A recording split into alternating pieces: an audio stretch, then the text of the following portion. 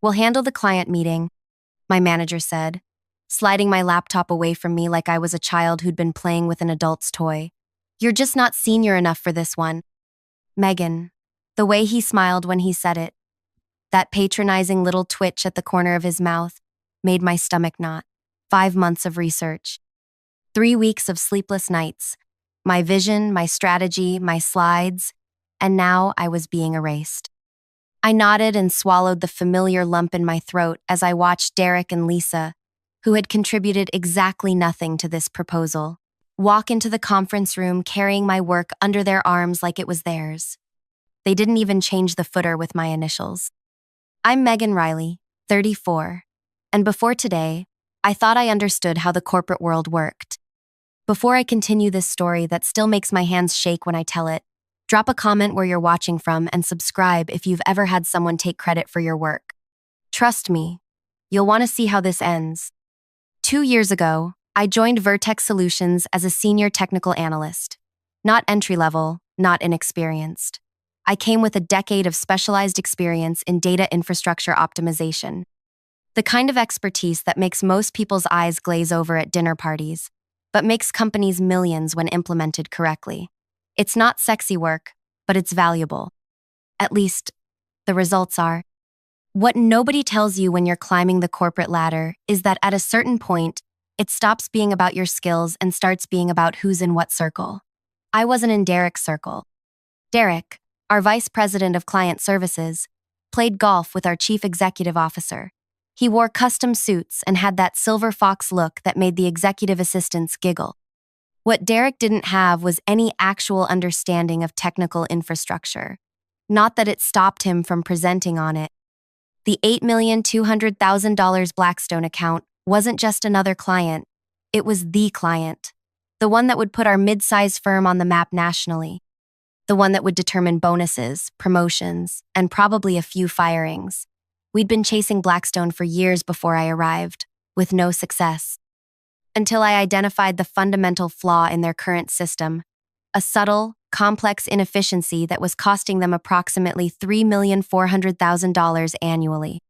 I found it buried in their operational data, the kind of problem you only spot if you've spent years learning what anomalies to look for.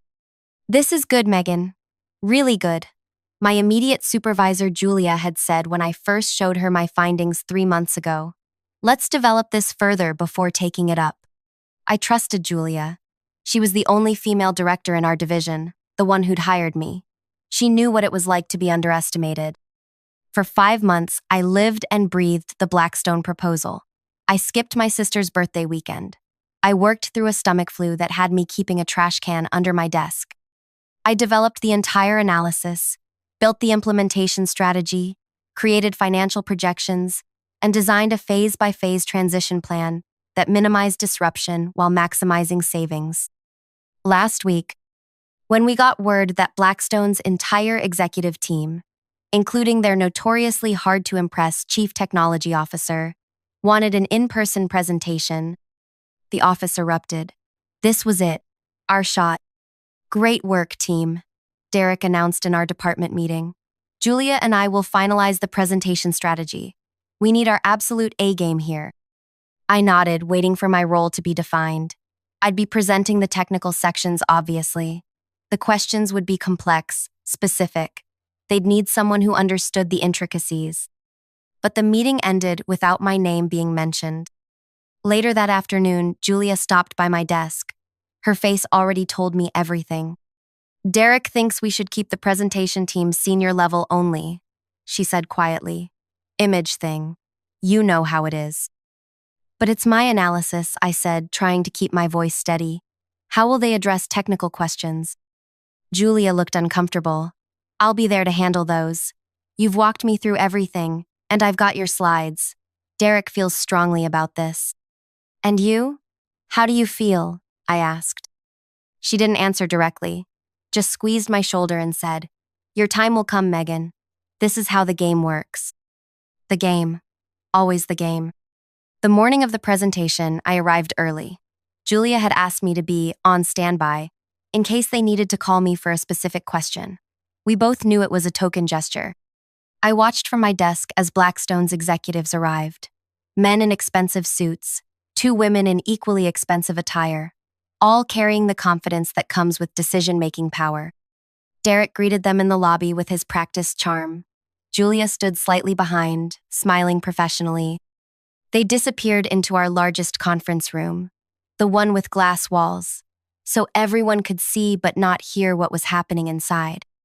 My presentation, all 64 slides of my work, sat printed in leather portfolios with the Vertex logo embossed on them. Not my name, never my name. 10 minutes in, I watched Derek gesturing enthusiastically at my slides. 20 minutes in, Julia was pointing at my technical diagrams.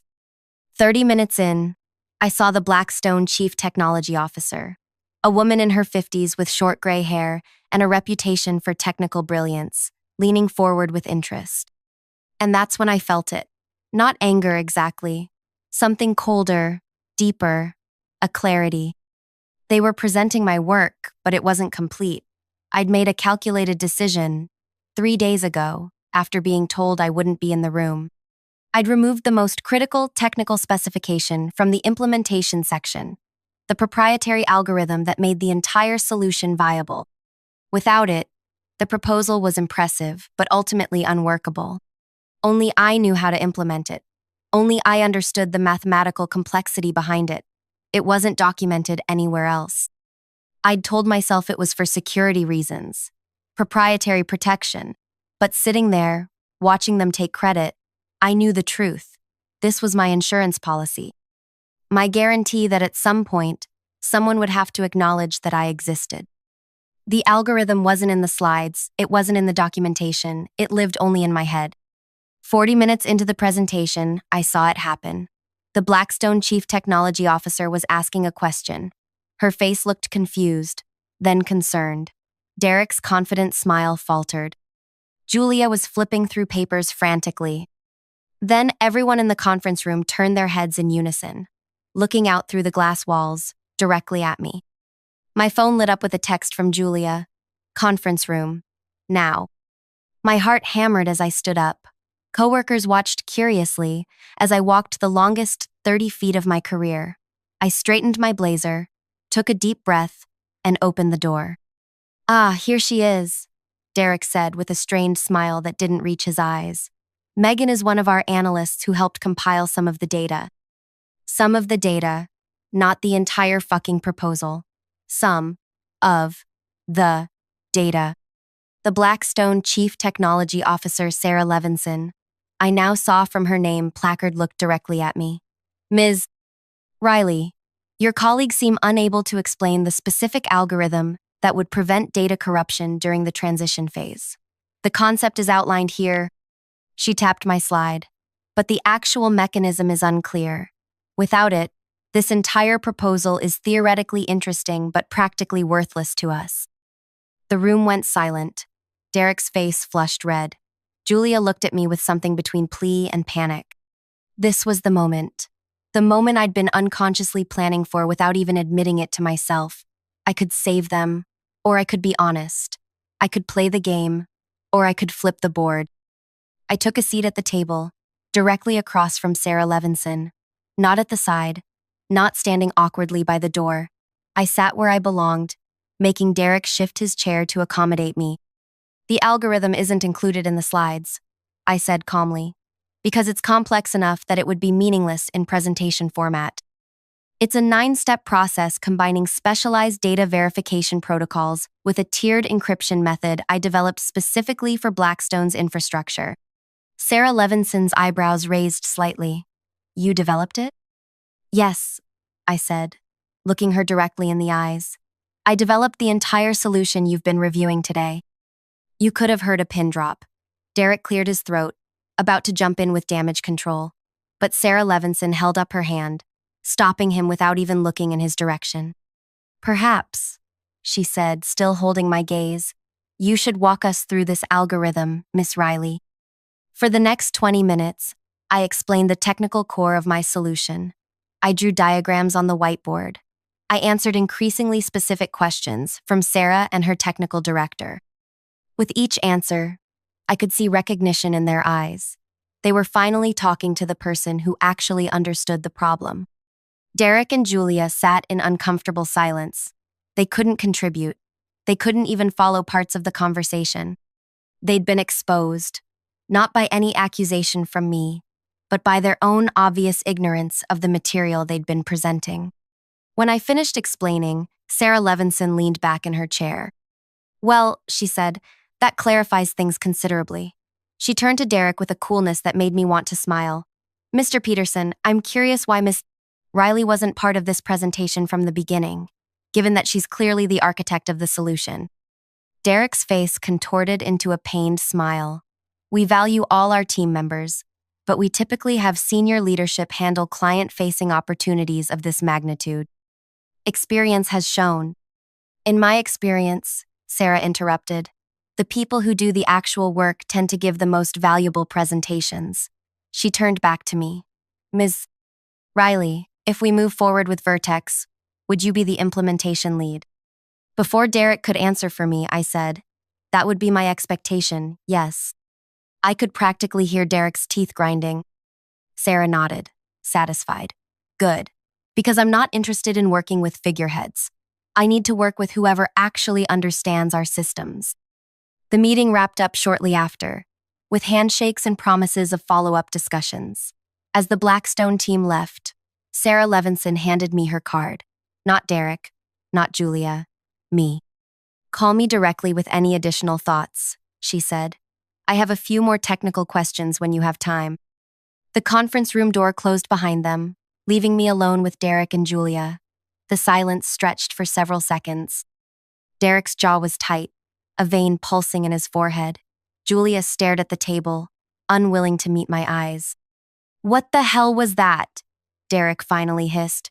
"You deliberately withheld information from the presentation materials?" I met his gaze calmly. I focused on what needed to be in the slides versus what required direct explanation. It was a judgment call. "A judgment call?" His voice rose sharply before he caught himself, glancing at the glass walls. "You made me look like an idiot in there." "I did my job," I replied. "I solved Blackstone's problem. Isn't that what we're paid to do?" Derek slammed his hand on the table. "You think you're clever, don't you? You think this little stunt helps your career?" "I think this little stunt just saved the biggest pitch in company history," I replied, my voice steady despite my racing heart. "Would you have preferred I let you fumble through an answer you didn't have?" Julia finally looked up. "Megan, you should have told us about the algorithm beforehand. We could have prepared." The betrayal in her voice, like somehow I was the one who had wronged her, made something snap inside me. "Prepared how, exactly?" I asked, gathering my notes. "By having me write out the explanation so one of you could present it? Or would you have finally let me in the room if you'd known you couldn't do it without me?" Neither answered. They didn't need to. We all knew the truth. I stood up to leave, but Derek blocked my path. "This isn't over, Megan. Not by a long shot." I looked him directly in the eye. "You're right about that." Walking back to my desk felt surreal. Colleagues glanced up with curious expressions. Nobody knew exactly what had happened, but they sensed the shift in atmosphere. Power has a way of changing the air around it. My computer pinged with a calendar invite. An emergency meeting with Human Resources and our Chief Executive Officer, scheduled for afternoon 4:30 p.m. The subject line simply read, "Conduct Review." 3 hours. That's how long it took for Derek to mobilize against me. I wasn't surprised. Wounded egos are dangerous things, especially in men not used to being challenged. But I wasn't the same person who'd walked into that conference room an hour ago. Something had changed, solidified inside me. I spent those 3 hours documenting everything. Every email where I'd updated the team on my progress. Every meeting where my contributions were noted. Every instance where I had specifically developed aspects of the proposal that Derek and Julia later presented as their own. I printed copies and saved digital backups to my personal email. At afternoon 4:28 p.m., I walked into our Chief Executive Officer's office. Richard Barnes was there, along with Derek, Julia, and Vanessa from Human Resources.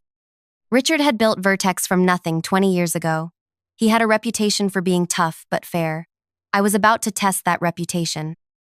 Megan, take a seat, Richard said, his face unreadable. We need to discuss what happened today with Blackstone. I sat down, placing my folder of documentation on the table in front of me. I agree. Derek jumped in immediately. Richard, she deliberately sabotaged the presentation. She withheld critical information to make the rest of us look incompetent. Is that true, Megan? Richard asked. I took a deep breath. What's true is that I developed the entire Blackstone proposal over 5 months. What's true is that 3 days ago, I was told I wasn't senior enough to present my own work. What's true is that the algorithm in question is complex enough that it couldn't be adequately explained in slide format. It needed direct explanation from the person who developed it. Derek started, but Richard held up his hand. Let her finish. I opened my folder. I have here every email, every meeting note, every draft that shows my role as the primary architect of the Blackstone proposal. I also have documentation showing that neither Derek nor Julia contributed substantively to the technical solution or strategic approach. They were presenting work they couldn't explain because they didn't create it. Vanessa from Human Resources looked uncomfortable. Julia stared at her hands. Derek's face had turned an alarming shade of red. Are you threatening us? Derek demanded. I'm establishing facts, I replied calmly. The fact is, I found Blackstone's inefficiency. I developed the solution. I created the implementation plan. And today, I saved the presentation when the questions got too technical for either of you to answer. Richard leaned back in his chair, studying me with new interest. Why didn't you include the algorithm in the slides, Megan? Let's be honest here. The room went quiet. This was the moment of truth. Because I knew if I did, you would never know what happened in that room, I said quietly. Because after months of being overlooked and underestimated, I needed leverage. I needed proof that my contribution mattered. Was it calculated? Yes. Was it wrong? I don't think so. No one was harmed. In fact, the client was impressed enough that I'm confident we'll get the contract. Richard's eyes narrowed slightly. That's quite an admission. It's the truth, I said. I'm not interested in playing games anymore. Derek saw his opening. See? She admits she manipulated the situation. This is grounds for immediate termination, Richard. We can't have employees who deliberately undermine leadership. Richard held up his hand again, looking at Vanessa. Has Sarah Levinson from Blackstone reached out since the meeting?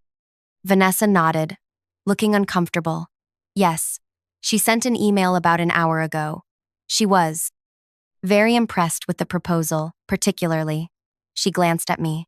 With Ms. Riley's technical expertise. She specifically requested that Megan be the primary contact for all implementation discussions going forward. Derek's mouth opened, then closed. Richard turned back to me. So Blackstone wants you specifically? Yes. And you believe you can deliver what you promised them? Absolutely. Richard nodded slowly, then turned to Derek and Julia. Leave us, please. I need to speak with Megan alone. The look of shocked betrayal on Derek's face almost made the whole ordeal worth it. Almost. He stood up, straightening his jacket with affected dignity. Richard, I strongly advise. Thank you, Derek. Richard cut him off. We'll discuss this further tomorrow. After they left, with Vanessa following behind, Richard studied me for a long moment. That was a dangerous game you played today, he finally said. It wasn't a game to me, I replied. It was my career. He nodded slightly. Fair enough, but you understand that intentionally withholding information, regardless of the outcome, raises concerns. I understand that taking credit for others' work also raises concerns, I countered, as does systematic exclusion of qualified team members based on arbitrary hierarchies rather than actual expertise. A ghost of a smile crossed his face. You're not backing down, are you? No, I said simply. I'm not. He leaned forward. Here's what's going to happen, Megan. You're going to lead the Blackstone implementation because, frankly, we don't have a choice.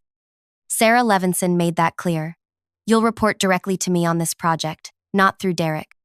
If you deliver what you promised, If you bring in that $8,200,000 contract and execute it successfully, then we'll revisit your position in the company. I nodded, processing his words. And if I don't deliver?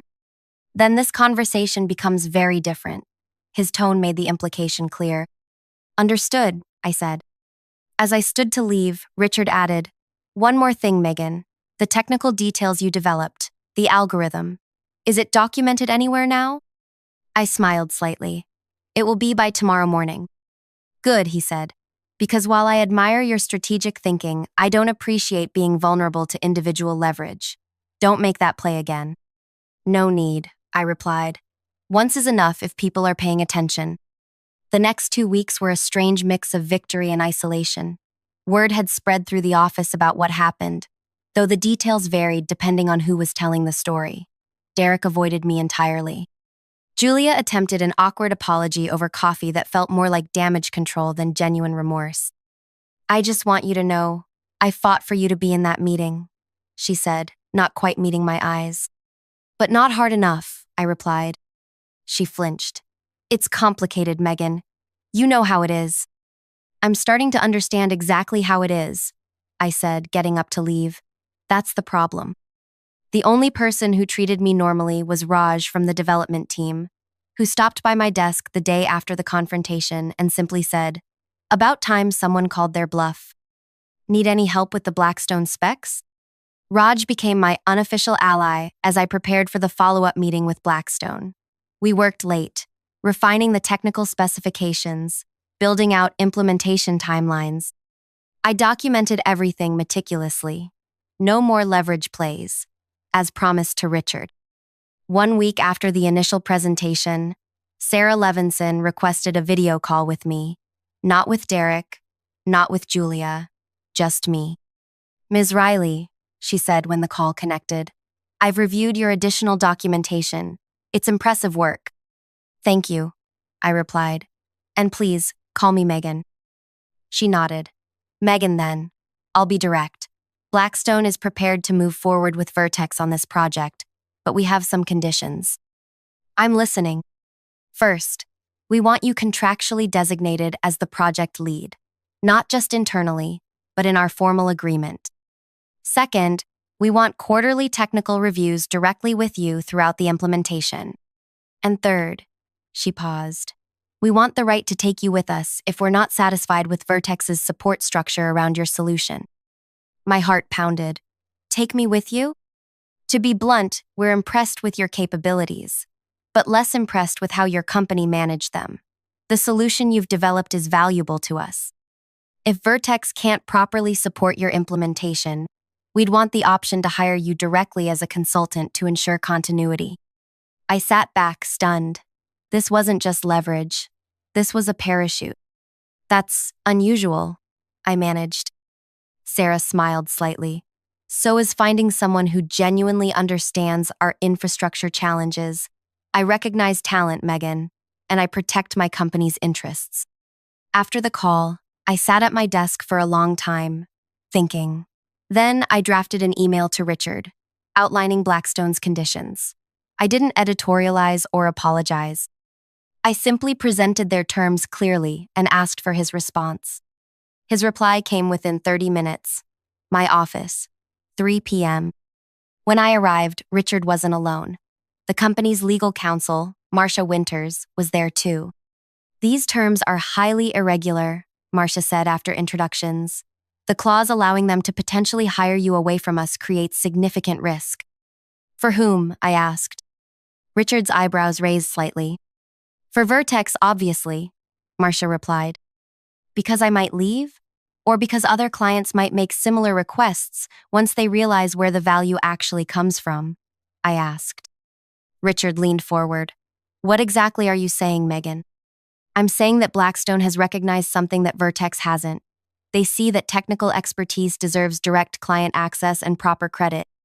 They're willing to put that in a contract because they value what I bring to the table. I paused.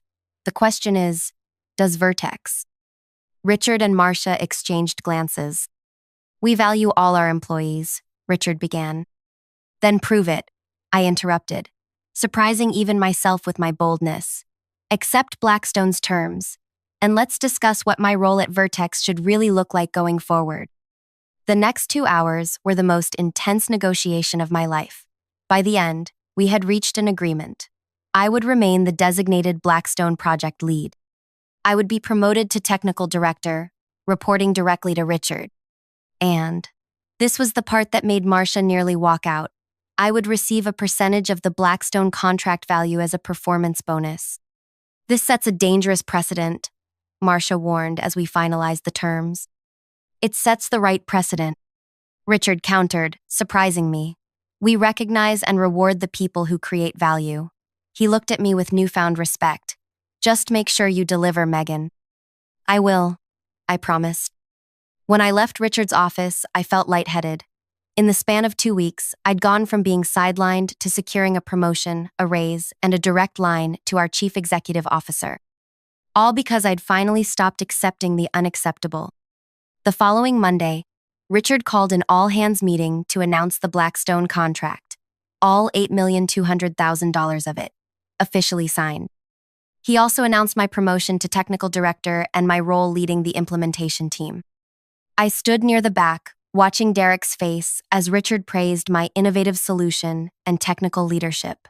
His expression was a rigid mask, eyes burning with barely contained rage. Julia clapped politely, a tight smile fixed on her face. After the meeting, as people dispersed, Derek approached me for the first time since our confrontation. "Congratulations," he said, the word like acid on his tongue. "Quite the coup you've pulled off."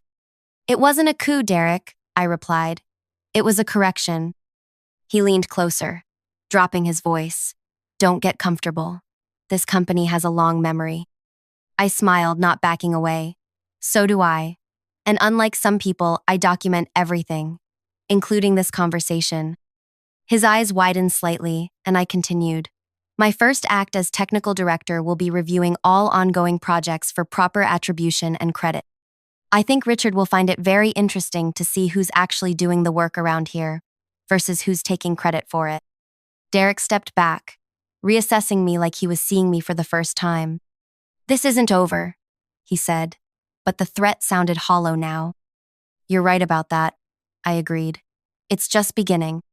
6 months later, I sat across from Sarah Levinson in Blackstone's headquarters, presenting the successful first phase results of our implementation. The projected savings had actually exceeded our estimates by 7%. "I'm impressed, Megan," Sarah said. "Your team has delivered exactly what you promised." My team. The word still felt strange sometimes. After my promotion, I'd built a technical implementation group from scratch, bringing in Raj and 3 other talented analysts who had been similarly overlooked. We worked directly with clients. No figureheads, no filtering of credit. Derek had eventually been reassigned to a special projects role that everyone recognized as a demotion. Julia had made awkward attempts at allyship once my star began rising, but I kept our relationship strictly professional. Some bridges can't be rebuilt once they're burned. As for me, I'd changed too. I spoke up more in meetings. I insisted on proper credit for my team members. I mentored junior women in the company, making sure they knew their worth from the beginning. The day after the successful Blackstone review, Richard called me into his office. "2 more companies have reached out, asking specifically for you and your team," he said, sliding contracts across the desk. "Combined value of approximately $12 million if we land them both." I smiled. "We'll land them." He nodded, studying me. "You know, when you pulled that stunt in the Blackstone meeting, I nearly fired you on the spot." "I know. But then I realized something. You weren't being insubordinate for its own sake. You were fighting to be recognized for your actual value." He leaned back. This company needed that wake-up call. I thought about how my life had changed in 6 months, the respect I'd earned, the team I'd built, the systems I'd helped change. "Not just this company," I said. "I needed it too." That night, I sat on my balcony, looking out at the city lights, thinking about how differently things could have gone, if I'd stayed quiet, if I'd played by the old rules, if I'd accepted being erased. One small decision, To remove that algorithm from the slides had changed everything. Not because it was calculated or manipulative, but because it forced the truth into the open. Sometimes that's all it takes. One moment of refusing to be invisible. I still have Sarah Levinson's card in my wallet. I never needed to use the escape hatch she offered, but knowing it was there gave me the courage to fight for my place instead of running.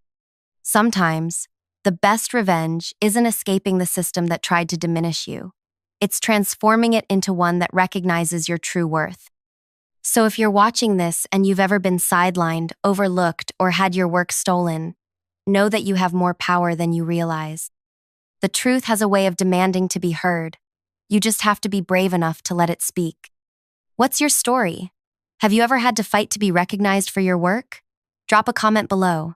I want to know I'm not alone in this. The calendar notification chimed softly. Quarterly review with Edwin, 3:30 p.m., 2 hours away. Plenty of time to finish my lunch and prepare. I stabbed at my salad, mind already rehearsing talking points for my projects. Harper. I looked up to see Edwin standing over my desk, his expression unreadable. The office hummed with afternoon activity around us. The Diamante group is here. Conference room A now. My fork clattered against the plastic container. Diamante? That's scheduled for tomorrow afternoon. Plans change. He checked his watch. You have 2 minutes to get downstairs. But the presentation isn't finalized. The deck isn't. 2 minutes, Harper. His smile didn't reach his eyes. Don't keep them waiting. As he strode away, the realization hit me. This was deliberate. The Diamante Group represented our biggest potential client of the year. A 10 million account. I'd been cultivating for months. Tomorrow's presentation was supposed to be my crowning achievement.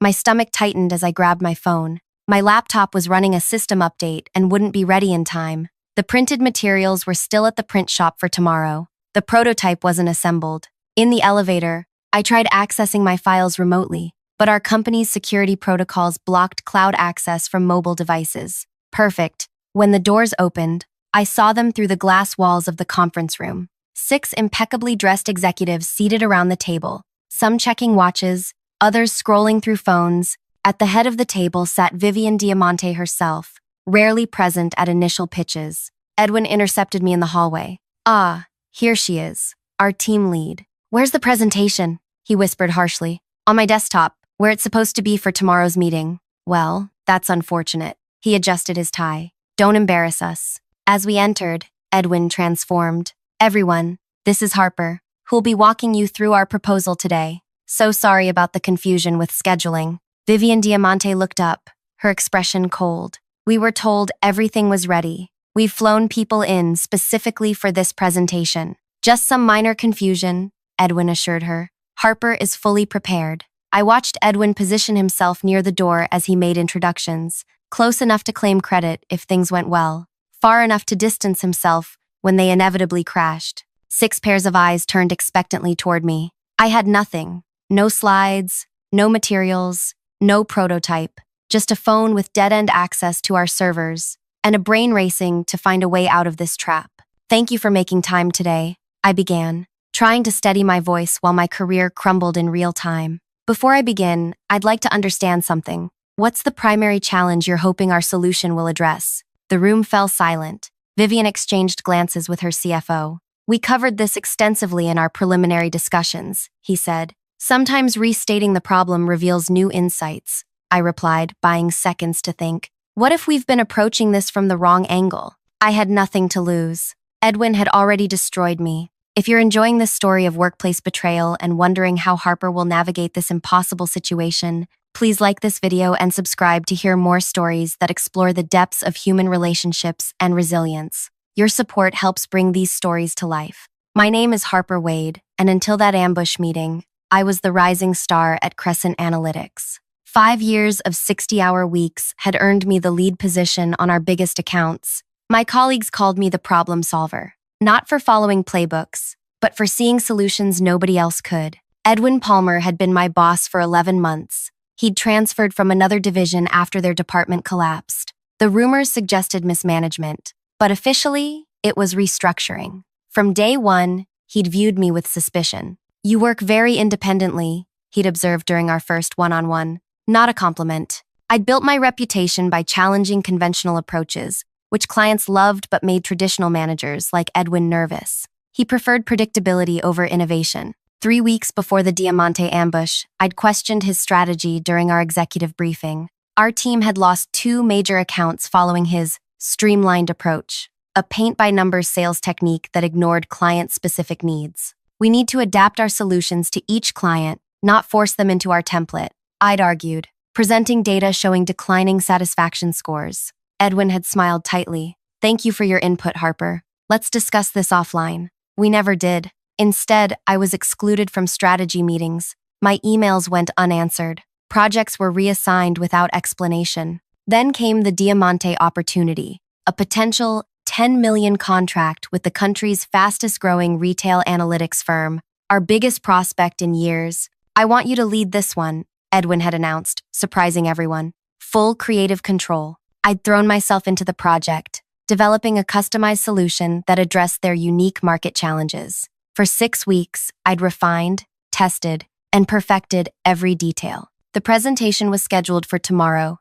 Friday, at 3 p.m., and now here I was, standing empty-handed before the decision-makers, with Edwin watching me drown. Miss Wade? Vivian prompted. We were expecting a demonstration of your analytics platform. I made a split-second decision. Before showing our solution, I'd like to challenge some assumptions. May I? Curiosity flickered across Vivian's face. She nodded. You've met with 6 firms before us, correct? I asked. 7, she corrected. And they all proposed dashboards and visualization tools for your international market data? Her CFO leaned forward. How did you know that? I hadn't. It was an educated guess based on industry trends. Because they're solving the wrong problem. Edwin shifted uncomfortably by the door. This wasn't the apology and rescheduling he'd expected. Your company isn't struggling with data visualization, I continued. You have talented analysts. What you lack is predictive modeling for emerging markets, where consumer behavior doesn't follow established patterns.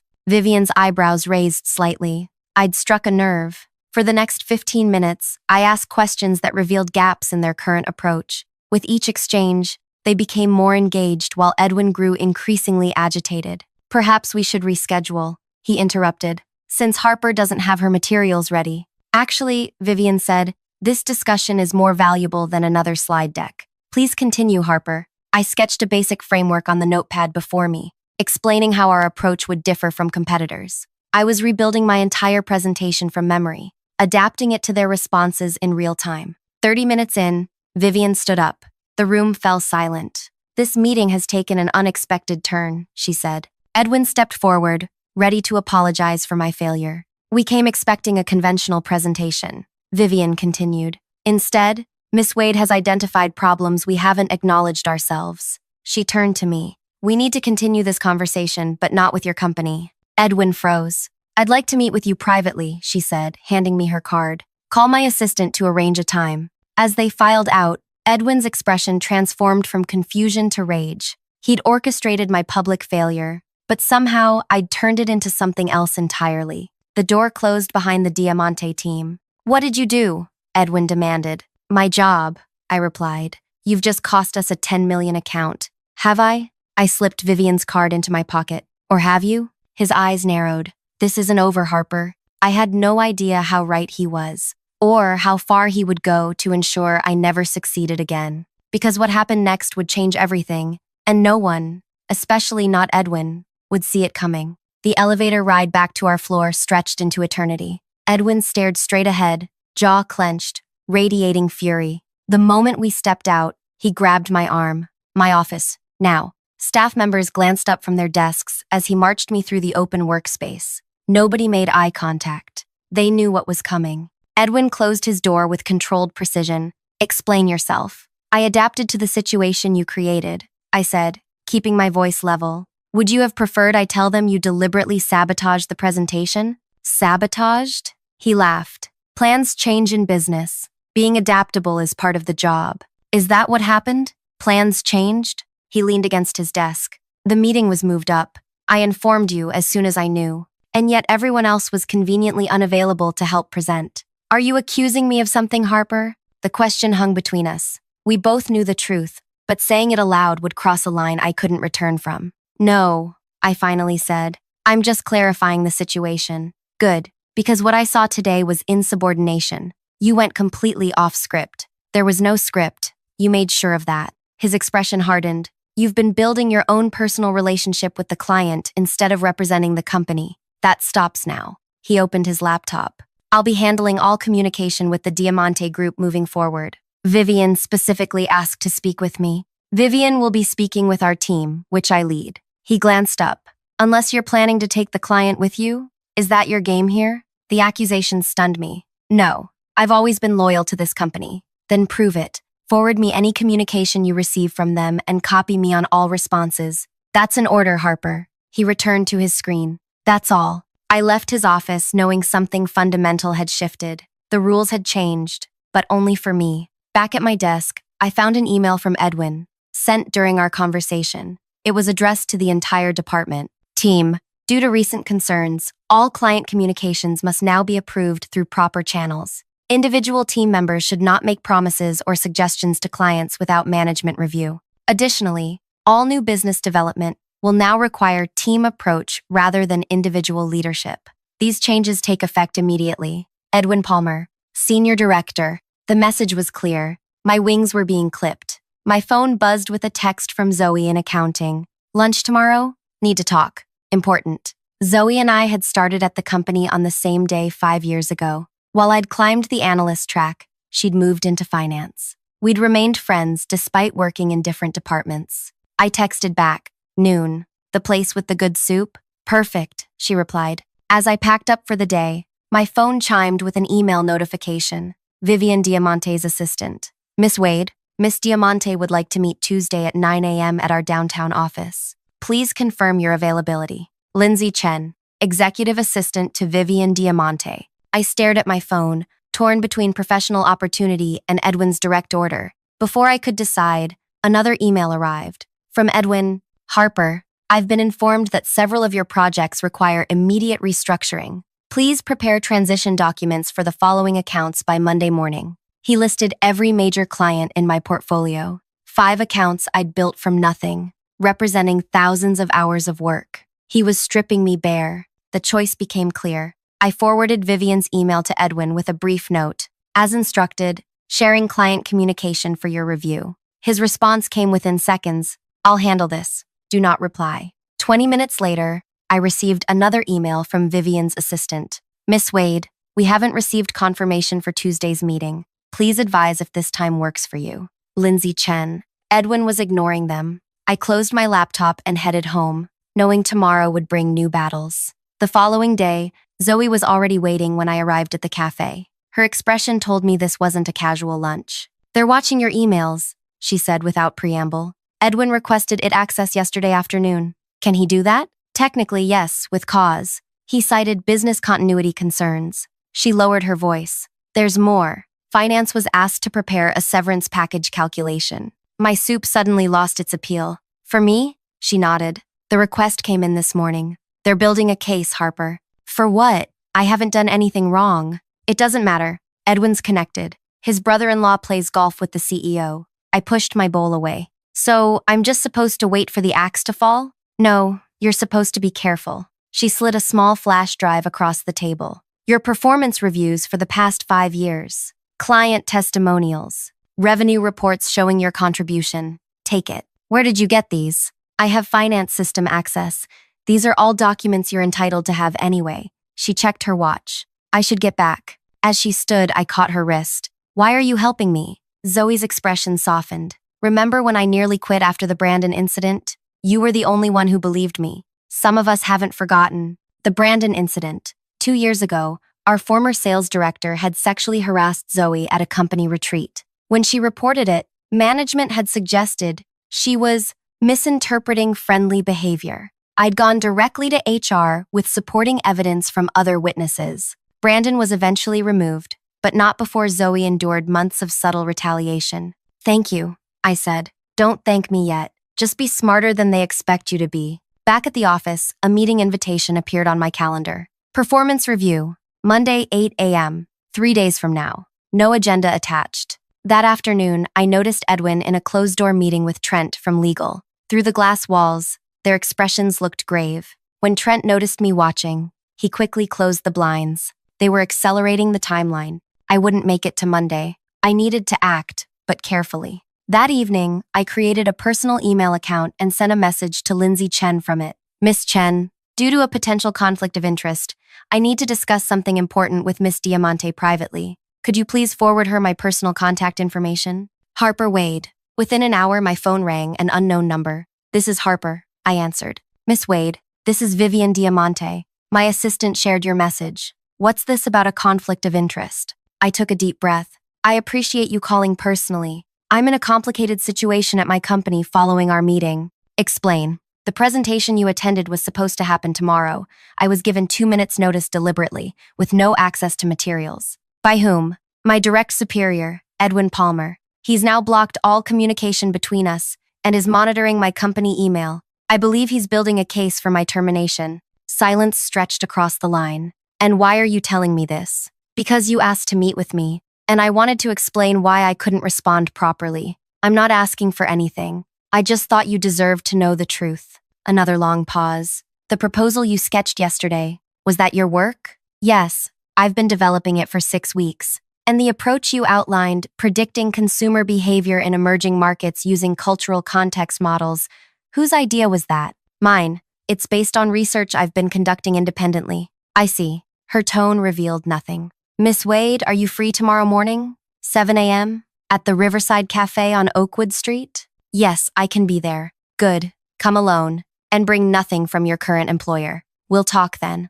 The line went dead before I could respond. I slept poorly that night, torn between hope and dread. By 6:30 the next morning, I was sitting in my car outside the cafe, watching rain streak down the windshield. My future hinged on whatever happened next. The cafe was nearly empty when I entered. Vivian sat in a corner booth, dressed impeccably despite the early hour. No assistant, no team members, just her. Thank you for coming, she said as I slid into the booth. Coffee? I nodded, and she signaled the server. I've been in business for 27 years, Vivian began. In that time, I've learned to recognize certain patterns. What happened in that conference room wasn't just about a rescheduled meeting.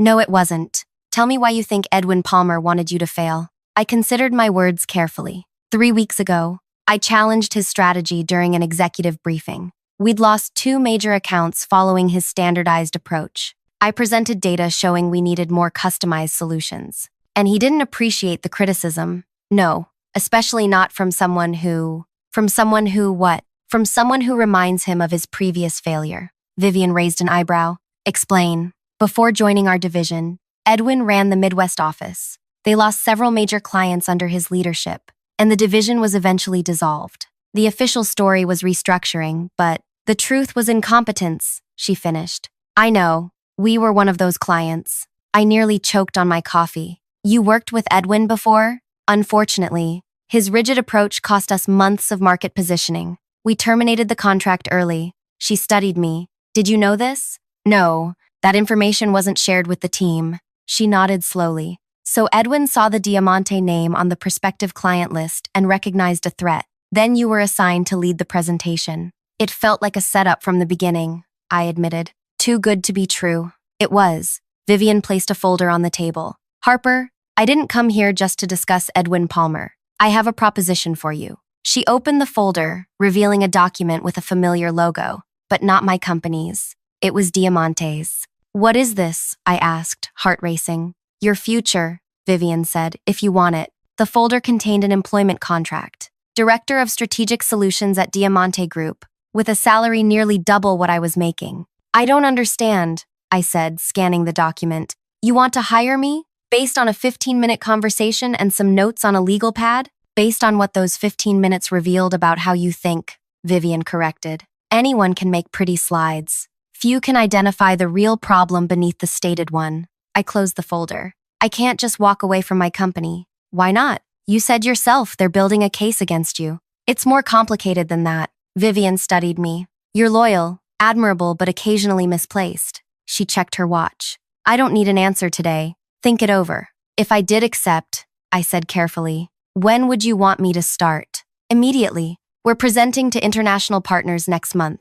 I want your approach incorporated. The implications were clear. I would need to leave my current position with no transition period, walk away from clients I'd built relationships with for years, abandon projects mid-development. It felt wrong, yet staying seemed impossible. I need a few days, I said finally. You have until Monday, 9 a.m. Vivian handed me her card with a direct number written on the back. Call me when you decide. And Harper, whatever you choose, be careful. I spent Saturday weighing my options, making lists of pros and cons that all pointed to the same conclusion. Taking Vivian's offer was the only rational choice. By Sunday afternoon, my decision was made. Monday morning arrived with a sense of inevitability. I dressed professionally, not for the performance review scheduled with Edwin, but for what would come after. The office was quiet when I arrived at 7:30. I used those empty minutes to collect personal items from my desk, leaving company property untouched. At 7:55, I headed to Edwin's office. He was already waiting,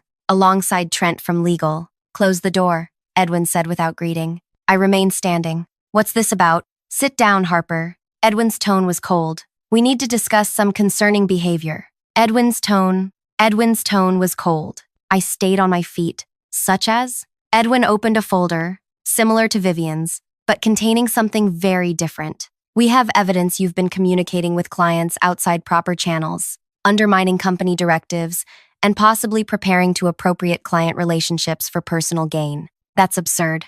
Is it? He slid a paper across the desk. This is an email exchange between you and Vivian Diamante, using a personal account to circumvent company systems. My single message to Lindsay, Vivian's assistant. Somehow, they'd discovered it. Additionally, Edwin continued, you failed to properly document client meetings and development strategies, creating a single point of failure that puts the company at risk. The irony was staggering. He deliberately prevented me from documenting my work, then weaponized that lack of documentation against me. Due to these violations, we're terminating your employment effective immediately. Edwin pushed another document forward. This severance agreement offers 2 weeks' pay in exchange for a clean separation and non-compete clause. I glanced at the agreement without touching it. 2 weeks? After 5 years? Given the circumstances, that's generous, Trent interjected. We could pursue damages for the Diamante account. What damages? I asked. They haven't signed with anyone yet.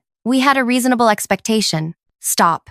I held up my hand. I know what this is. Edwin leaned back. Please, enlighten us. This is panic. You recognized Vivian Diamante from your previous failure and realized she might remember you. So you sabotaged the presentation to prevent that connection, then blamed me when it backfired. I met his gaze. How am I doing so far? A muscle twitched in Edwin's jaw. The problem is, I continued, she did remember you. She told me your rigid approach cost them months of market positioning. That's why they terminated your contract early in Chicago. Edwin's face paled. You've been discussing company business. I've been having conversations about my future, I interrupted, which no longer includes this company. I reached into my bag and placed a letter on the desk. This is my resignation, effective immediately. Edwin recovered quickly. Resignation doesn't negate your non-compete clause. You won't be working for any competitors for at least 12 months. Actually, I smiled for the first time. Check clause 17B in my original employment contract. The non-compete only applies if I'm terminated for cause or accept severance. Neither condition has been met. Trent grabbed my personnel file, flipping pages frantically. His expression confirmed I was right. You can't just walk out, Edwin said. The transition isn't my concern anymore. You've been removing me from projects for weeks. Consider that my transition period. I headed for the door. Goodbye, Edwin. You'll never work in this industry again, he called after me. I'll make sure of it. I paused in the doorway. We'll see. As I walked through the office, colleagues watched in silence. Only Zoe met my eyes, giving an almost imperceptible nod. I'd texted her, Sunday night, thank you for everything. Moving on to better things. Outside, I called Vivian. I've made my decision, I said when she answered. I'm listening. I accept your offer with one condition. I need 2 weeks before starting. May I ask why? There's something I need to finish first.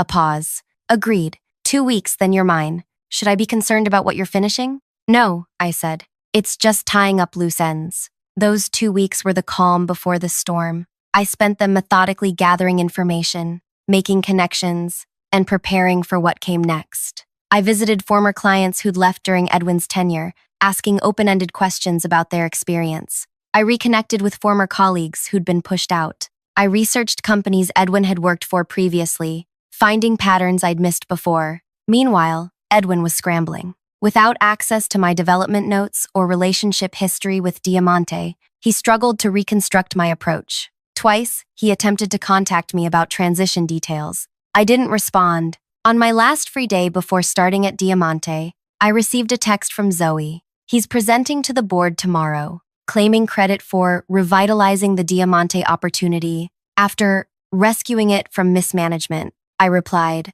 "Perfect timing." The next morning, I walked into Diamante headquarters as their new director of strategic solutions. Vivian introduced me to the executive team, then led me to a conference room where 6 people waited, including the board members from my previous company. "Miss Wade," the chairman said, "your timing is impeccable. We were just discussing the concerning pattern Miss Diamante brought to our attention." For 2 hours, I listened as Vivian methodically outlined what she'd discovered about Edwin's management history. Not just his failures at my former company, but a consistent pattern across 3 previous employers: client loss, team turnover, taking credit for others' work while blaming them for failures. "This morning," Vivian concluded, "your senior director is presenting to your board, claiming he salvaged the Diamante account. Meanwhile, we're signing a multi-year contract with the person he terminated." The chairman looked grim. "We appreciate this information. Rest assured, appropriate action will be taken." As the meeting concluded,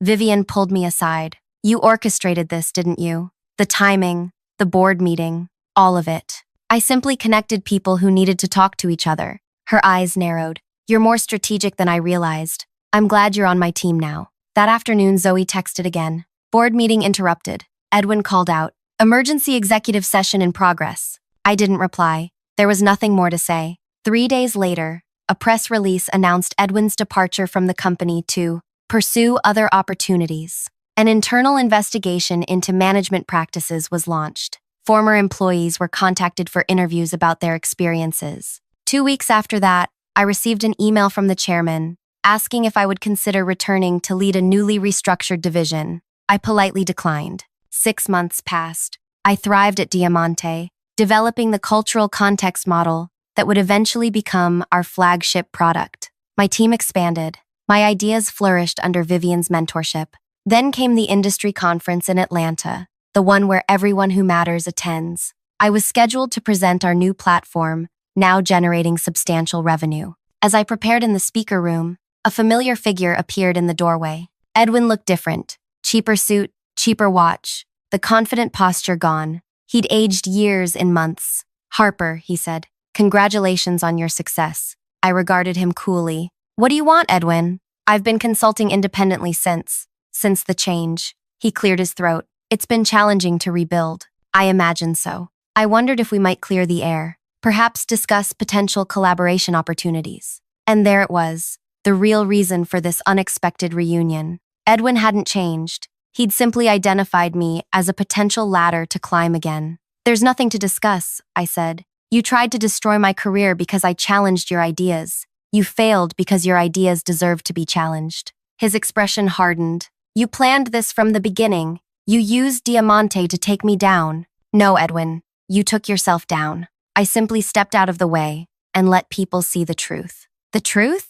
He laughed bitterly. "The truth is you got lucky. If Vivian hadn't taken a shine to you, it wasn't luck," I interrupted. "It was preparation meeting opportunity, something you never understood." A staff member appeared. "Miss Wade, you're on in 5 minutes." Edwin blocked my path. "This isn't over." "Actually, it is." I stepped around him. "I have a presentation to give. One I've had more than 2 minutes to prepare for." As I walked onto the stage to applause, I spotted Edwin slinking toward the exit. He wouldn't stay to watch me succeed. He couldn't bear it. My revenge wasn't the dramatic confrontation he'd expected. It wasn't crafted in anger or executed in a moment of triumph. It was methodical, patient, and devastatingly simple. I connected the dots he'd spent years trying to hide. I let his pattern of behavior speak for itself. I gave his victims voices they'd been denied. I didn't destroy Edwin Palmer. I merely removed the facades he'd built, allowing everyone to see what had always been there.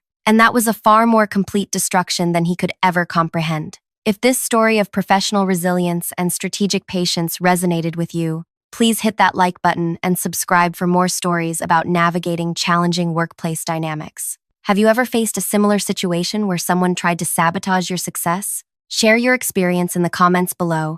I'd love to hear how you handled it. The wheelchair squeaked beneath me as Greg shoved it roughly through the double doors of Brighton Medical Center. His hands gripped the handles so hard, I could feel the tension vibrating through the frame. "Remember what we practiced," he hissed, his breath hot against my ear. Complete loss of sensation below the waist. Occasional spasms. Pain level 8 when they press here. His finger jabbed sharply between my shoulder blades. I winced, not acting this time. "Either you stay in that wheelchair and keep your mouth shut, or I'll make sure you need one for real." The whisper came with a painful squeeze to my shoulder. A warning, a promise. The insurance company's medical assessment room was blindingly bright. A middle-aged doctor with tired eyes glanced up from her clipboard. Dr. Patel, according to her name tag. She'd be the 4th doctor to evaluate me in 6 months. "Miss Harper? I'm Dr. Patel. I'll be conducting your evaluation today." Greg transformed instantly, his face arranging itself into concerned employer mode. "Take your time with her, doctor. Poor Maddie hasn't been the same since that terrible accident at our warehouse." Dr. Patel's eyes flickered between us. For a terrifying second, I thought she saw through everything. The staged accident, the fake medical reports, the wheelchair I didn't actually need. "Mr. Osmond, Greg Osmond, I'm her employer." He extended his hand with practiced charm. "Just want to make sure she gets the care she deserves. I'll need to examine Miss Harper alone, Mr. Osmond." Greg's smile tightened. "Of course. I'll be right outside, if she needs anything." As the door closed behind him, Dr. Patel's expression changed subtly. She pulled her chair close to my wheelchair. "How long have you been experiencing paralysis, Miss Harper?" 6 months, 2 weeks, 3 days, I answered, just as I'd been coached. "And the pain? Constant. Sometimes I wake up thinking I can feel my legs, but then there's just pain." The script came easily now. 6 months of repeating the same lies had worn grooves in my mind. She nodded, making notes. "I'd like to test your reflexes." My heart hammered as she approached with her little rubber hammer. Greg had drilled me repeatedly on how to prevent any reaction. "Don't flinch. Don't respond. Dead nerves don't jump." The hammer tapped just below my knee. I kept my leg limp, focusing on the ceiling tiles. 1, 2, 3, 4. "I'm going to help you onto the examination table now." I let myself be dead weight as she and a nurse transferred me. The guilt churned in my stomach as these professionals wasted their time and skill on a fraud. "This might be uncomfortable," Dr. Patel warned before pressing firmly along my spine. It was more than uncomfortable. It was excruciating to keep my lower body unresponsive when every instinct screamed to move away from the pain. A single tear escaped, rolling down my cheek. Dr. Patel paused. "Miss Harper, are you all right?" "Just the usual pain," I whispered. Her eyes held mine for a long moment. Then, very quietly, "Interesting that your muscle tone hasn't atrophied after 6 months of paralysis." My blood turned to ice water. "I've reviewed your previous assessments. There are inconsistencies." I couldn't breathe, couldn't think. If Greg found out she suspected, "Miss Harper, if there's something you want to tell me." The door swung open. Greg stood there, all concern and authority. "Everything okay? Maddie, you look upset." Dr. Patel straightened, professional mask back in place. "We're nearly finished, Mr. Osmond." Greg wheeled me out 30 minutes later, his grip painful on the handles. "What did she say to you?" he demanded, once we reached the parking lot. "Nothing, just routine questions." "You're lying." He spun the chair to face him, crouching to my level. "If you mess this up, Maddie, there won't be a corner of this city where you can hide. Not from me, not from what I'll do to you." Looking into his eyes, I believed him completely. Hey there, if you're enjoying this story so far, please hit that like button and subscribe to hear more stories like this one. Drop a comment with what you think might happen next. I'd love to hear your theories. Now, let's get back to Maddie's story. My name is Madison Harper, but everyone calls me Maddie. Before all this started, I was just a bookkeeper at Lakeside Storage and Shipping, trying to keep my head above water. Student loans, medical bills from my mom's final illness, rent that kept climbing, numbers were my life, and the numbers weren't adding up. I wasn't remarkable. Average height, average brown hair I usually pulled back in a ponytail, and a talent for being overlooked in a room. The only thing that stood out about me was my memory for numbers. I could glance at a spreadsheet and remember it perfectly. That skill had landed me the bookkeeping job at Lakeside, where I'd worked for 3 years. Greg had noticed me, though, not in a romantic way, worse. He'd noticed I was desperate. Just a small accounting adjustment, he'd said the first time, sliding a paper across my desk. Move this expense from column A to column B. Nobody gets hurt. Small adjustments became bigger ones. Inventory that disappeared from the books. Shipments that never existed. I told myself I was just following orders, that the responsibility wasn't mine. Then came the day Greg called me into his office. Maddie, how would you like to clear all your debts? One simple job. The job was an insurance scam. Pretend to be injured in a workplace accident. Claim workers' compensation. Get a settlement. Split the money. 10% of whatever we get, Greg promised. Could be hundreds of thousands. All you have to do is sit in a wheelchair and look sad. I said no. I had lines I wouldn't cross. 3 days later, my apartment was broken into. Nothing taken. Just my mother's photo album opened to her funeral program. A warning. The next day, Greg mentioned casually how terrible it would be if the accounting adjustments I'd made were reported to the authorities. 5 to 10 years for fraud, I hear. Shame about your mother's medical bills, all that sacrifice for nothing. I showed up at the warehouse on a Tuesday morning. The accident happened at 10:17 a.m., according to the report. A shelving unit that never actually fell. A heavy box that never struck my back. Witnesses, coworkers who needed their jobs as badly as I needed mine, who saw the whole thing. The ambulance, the hospital, the diagnosis, trauma, induced partial paralysis, prognosis uncertain. And just like that, Madison Harper disappeared into a wheelchair. The first week was almost easy. I stayed in bed at home, supposedly recovering from the initial trauma. Greg hired a part-time aide, his cousin Vince, to help me. Help meant watch. You ever try to stand up when someone might see? Vince told me his first day, and I'll break your legs for real. By week 3, the act had become exhausting. I had to remember to drag my body around my apartment when alone. Had to remember not to flinch when something fell near my feet. Had to endure the pitying looks from neighbors who brought casseroles and empty sympathy. The physical therapist, a kind woman named Jenny, was the hardest to face. She was so dedicated, so encouraged by the smallest improvements I pretended to make. You're doing great, Maddie, she'd say, not knowing she was wasting her time on a liar. Greg filed claim after claim. Workers' compensation was just the beginning. There was the liability insurance for the faulty shelving unit, the personal injury suit against the shelving manufacturer, the medical malpractice angle he was working on, claiming the hospital had missed a treatable injury window. The initial few weeks stretched into months. Greg's demands grew with his ambition. What started as a simple injury claim morphed into a multi-million-dollar fraud operation. The settlement projections are looking great, he told me 4 months in, sitting in my living room while I pretended my legs were useless lumps beneath a blanket. They're talking about permanent disability payout structures. We could be looking at over $2 million. I felt sick. When does this end, Greg?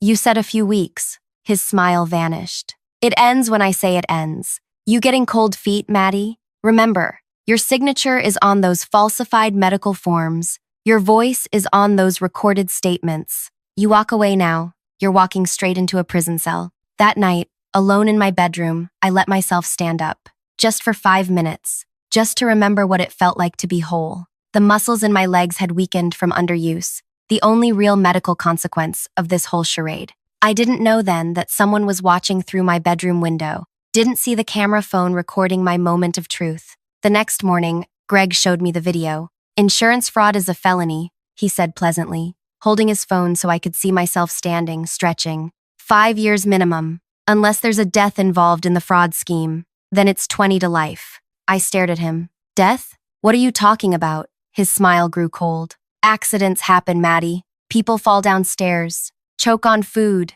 take too many pain pills. I'd hate for anything to happen to you before we get our money. The threat hung between us, undisguised now. So here's the new deal, Greg continued. You keep playing your part. When the final settlement comes through, you get 2%. You said 10%. I'm saying 2% now. About $40,000. Enough to start over somewhere far away, which is what you'll need to do. Or you can go to prison, or have an accident. Your choice. That was the moment I realized I wasn't just trapped in a wheelchair. I was trapped in a nightmare of my own making, with no way out that didn't end in disaster. Or so I thought, until Christabel walked into my life. She arrived unannounced at my apartment 3 days after Greg's ultimatum, 5'0", with sharp eyes and a sharper smile. "Miss Harper, I'm Christabel, insurance investigator." My heart nearly stopped. I wasn't expecting anyone today. That's rather the point of unannounced visits. She glanced at the wheelchair I'd scrambled into when the doorbell rang. "May I come in?" As she entered, I knocked over a glass of water in my nervousness. The water spread across the floor while I sat helplessly in my chair. "Aren't you going to clean that up?" she asked mildly. "I can't reach it easily." Her eyes never left mine. "Impressive how quickly you moved just then. Getting into your chair, I mean." The temperature in the room seemed to drop 10 degrees. "Upper body strength," I managed. "Physical therapy." She handed me her business card. "I'll be in touch, Miss Harper. We have some discrepancies to discuss." After she left, I sat shaking in my wheelchair. The card seemed to burn in my hand. A silent accusation. I didn't know it then, but Christabel was about to change everything. Greg showed up at my apartment less than an hour after Christabel left. He must have had someone watching my place. "Who was that woman?" he demanded, barging in without knocking. Vince followed, closing the door with deliberate slowness. "Insurance investigator," I whispered, my throat dry. "Christabel." Greg's face flushed red. "And what did you tell her?" "Nothing. She barely asked anything, just looked around and left." He snatched the business card from my hand, reading it with narrowed eyes. "Bell Investigative Services, independent contractor." He tore the card in half. "Did she say who hired her?" "No." Greg paced the small living room while Vince stood by the door, arms crossed. I could practically see Greg's mind working, calculating risks, planning countermoves. "Change of plans," he announced. "You're moving in with me." "What? No." "Not a request, Maddie." His voice dropped dangerously low. "If they're watching you, we need to control what they see, all the time. People will talk," I protested weakly. "Your neighbors will see a kind-hearted employer taking in his injured employee because she can't manage alone." His smile didn't reach his eyes. "Very touching story, don't you think?" That evening, Vince packed a suitcase with my clothes while Greg made calls. I sat uselessly in my wheelchair, watching my last shreds of independence disappear. "What about my rent? My lease?" I asked as Vince carried my things to Greg's SUV. "All taken care of," Greg replied smoothly. "I'll sublet your place to Vince. Keeps everything in the family." The realization hit me with sickening clarity. They'd planned this all along. The accident, the fraud, my eventual disappearance. I was never meant to walk away from this. Greg's house was a sprawling ranch-style home in an upscale neighborhood. As we pulled into the circular driveway, I noticed security cameras mounted discreetly at the corners of the house. "Your room is in the back," Greg informed me, watching Vince unload my suitcase. "It's got all the accessibility features you'll need for your condition." The bedroom was large but felt like a cell. Hospital-style bed, grab bars in the attached bathroom, a camera in the corner of the ceiling. "For your safety," Greg explained, following my gaze to the camera. "In case you fall." That night, lying in the unfamiliar bed, I heard Greg and Vince talking in the hallway. "Need to speed things up," Greg was saying. "This investigator complicates things." "What about after?" Vince's voice was lower, harder to hear. "We stick to the plan. Once the money clears, we handle the loose end." A chill ran through me. I was the loose end. The next morning, Greg wheeled me into his home office. A man in an expensive suit waited there, examining some papers. "Maddie, this is Mr. Reynolds. He's our attorney for the settlement negotiations." Reynolds barely looked at me, just nodded and continued reviewing documents. "The insurance company has agreed to mediation next week. Their initial offer is $1.7 million. Greg frowned. "Not enough. We're asking for lifetime care." I've countered at $2.5 million. With Miss Harper's medical evaluations and testimony about pain and suffering, we have a strong position. I sat silently as they discussed me as if I weren't there. Lifetime care, pain and suffering, all lies built on my supposed paralysis. "There's one potential issue," Reynolds said, finally looking at me. "An independent investigator has been asking questions. Someone named Bell." Greg's hand tightened on my wheelchair handle. "Nothing to worry about. Maddie's condition is well documented. Even so, we should expedite. I've arranged for a final medical evaluation tomorrow with Dr. Levitz. He's sympathetic to complicated cases like yours."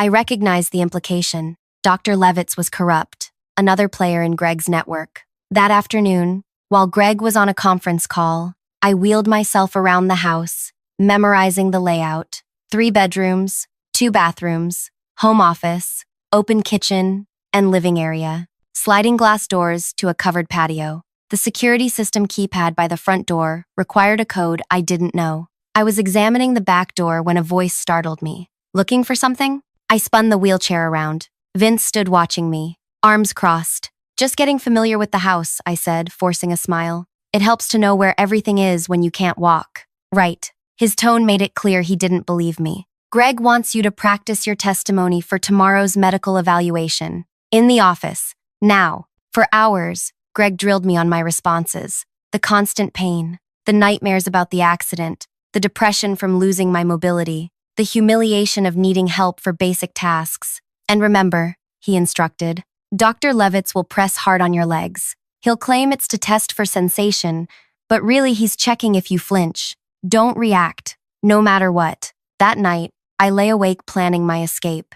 The windows had security sensors. The doors were alarmed. Vince slept in the room across the hall. Even if I could get out, where would I go? Who would believe me over Greg's network of paid witnesses and doctors? My phone had disappeared during the move. For your own good, Greg had said, those investigator types can track cell signals. The real reason was obvious. Isolation made me easier to control. Morning came too quickly. Greg helped me dress in loose-fitting clothes that would allow easy examination. The shirt was navy blue. Makes you look paler, more fragile, he explained. Dr. Levitz's office was in a medical complex across town. Unlike the other doctors, he conducted the examination with Greg present. His questions were leading, designed to elicit specific answers. And the pain is constant, yes? Radiating from the spine down the legs? Yes, I answered dully. Interferes with sleep, with concentration? Yes. His physical examination was cursory at best. He pressed along my spine,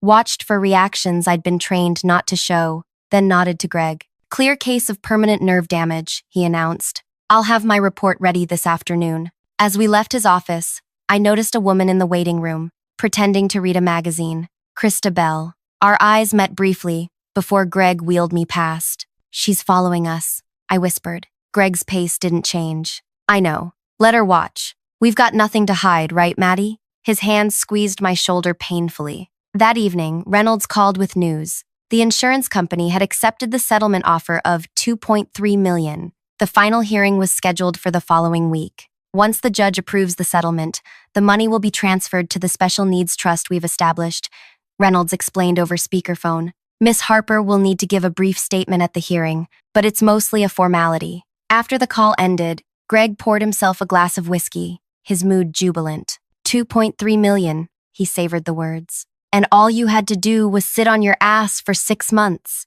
And my share? I dared to ask. His smile turned cold. 2%, 46,000, enough to disappear somewhere very far away. He took a long sip. After expenses, of course. Expenses? Vince's services, Reynolds' legal fees, the accommodations I've so generously provided. His gesture encompassed the house. Let's call it an even 30,000. The injustice burned in my chest. 6 months of lies, of threats, of pretending I couldn't walk. For $30,000, and a life forever, looking over my shoulder. That wasn't our deal, I said, my voice stronger than I expected. Greg's amusement vanished. He set down his glass and leaned close to my face. There is no our deal, Maddie. There's what I decide to give you, and there's what happens to people who don't know their place. His breath smelled of whiskey and menace. Who else would hire damaged goods like you? Who would believe anything you say after you've been lying for months? You're nothing without me. Remember that. He straightened up, mask of civility back in place. Now, let's practice your courtroom statement again. I want those tears on cue when you talk about how the injury destroyed your life. The night before the settlement hearing, I couldn't sleep. Greg's warning echoed in my head. Once the money came through, I was a loose end to be handled. I had no illusions about what that meant. From my window, I could see Vince smoking on the patio, his bulky silhouette illuminated by the security lights. The house was a prison, and tomorrow would determine whether I ever walked out alive. A soft tap at my bedroom window made me freeze. I turned slowly to see a face peering in. Krista Bell. She held up a note against the glass, Bathroom, vent, now. My heart pounding, I eased myself into the wheelchair and rolled to the attached bathroom, closing the door quietly. The ceiling vent was directly above the toilet. Can you hear me? Krista's whisper came through the vent. Yes, I answered softly. How did you? No time. Listen carefully. I know you're faking. I know Osmond is threatening you. I can help, but you have to trust me. Why should I? Because I'm not working for the insurance company. I'm with the FBI. We've been building a case against Osmond for months. Insurance fraud is just the tip of the iceberg. My mind reeled. If you know all this, why haven't you arrested him? We need direct evidence of the fraud. His network is extensive. Corrupt doctors, lawyers, witnesses. We need someone on the inside to break it open. Me. Yes. Tomorrow at the hearing, when the judge asks for your statement, tell the truth. All of it. We'll have agents in the courtroom. He'll kill me, I whispered, genuine fear in my voice. Not with federal agents present. This is your only chance, Maddie. After the money transfers, you become a liability to him. The bathroom door suddenly rattled. Maddie? Who are you talking to? Greg's voice, suspicious and threatening. I flushed the toilet quickly. Just on the phone, I called back. Found it in my old jacket pocket. The door burst open. Greg stood there, rage distorting his features. In his hand was my wheelchair strap. Who were you talking to? Each word punctuated with a step toward me. Behind him, in the bedroom doorway, stood Vince. His expression told me everything I needed to know. They'd heard enough. Greg lunged forward, yanking me from the toilet by my arm. My body, weak from months of underuse, offered little resistance as he dragged me back to the bedroom. Check outside, he barked at Vince, who disappeared immediately. Greg shoved me onto the bed, looming over me. Who were you talking to? His voice was deadly quiet now. And don't lie to me, Maddie. Not now. My mind raced. If Krista was still outside, Vince would find her. If the FBI was really involved, where were they? It was just... A crash from outside interrupted me. Greg's head snapped toward the window, shouting. A thud. Then silence. Greg's face twisted with rage. He grabbed my throat, pushing me back against the headboard. What did you do? I couldn't breathe, couldn't speak. Black spots danced at the edges of my vision as his fingers tightened. Then Vince appeared in the doorway, breathing hard. Found her. Some woman. She ran. I couldn't. Greg released my throat, and I gasped for air. Get the car, he ordered Vince. Back entrance. We're moving her now. The hearing's tomorrow, Vince protested. We're so close. And now we have the FBI crawling around. We stick to the contingency plan.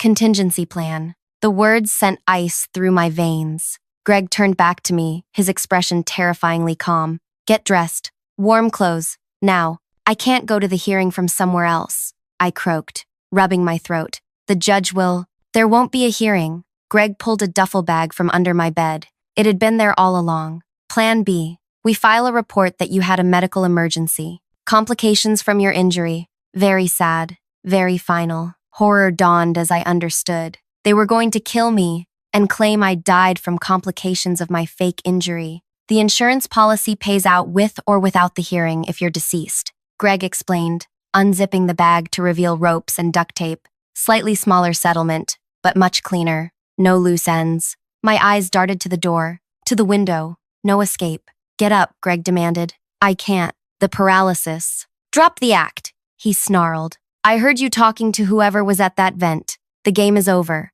When I didn't move, he grabbed my arms and yanked me to my feet. My legs, weak from months of disuse, buckled beneath me. I wasn't entirely faking as I collapsed to the floor. Greg cursed, grabbing the wheelchair. Fine. One last ride. As he roughly lifted me into the chair, I spotted something on the nightstand. My water glass. Heavy crystal. A gift from Jenny, the physical therapist who'd believed in my recovery. Greg turned to grab the duffel bag. I lunged for the glass, my fingers closing around it just as he turned back. I swung with every ounce of strength I had. The crystal connected with his temple with a sickening crack. Greg staggered, blood instantly streaming down his face. He blinked at me in shock before crumpling to the floor. For a moment, I sat frozen, the bloody glass still clutched in my hand. Greg lay motionless, blood pooling beneath his head. Was he dead? Had I killed him? A noise in the hallway jolted me back to reality. Vince would return any second.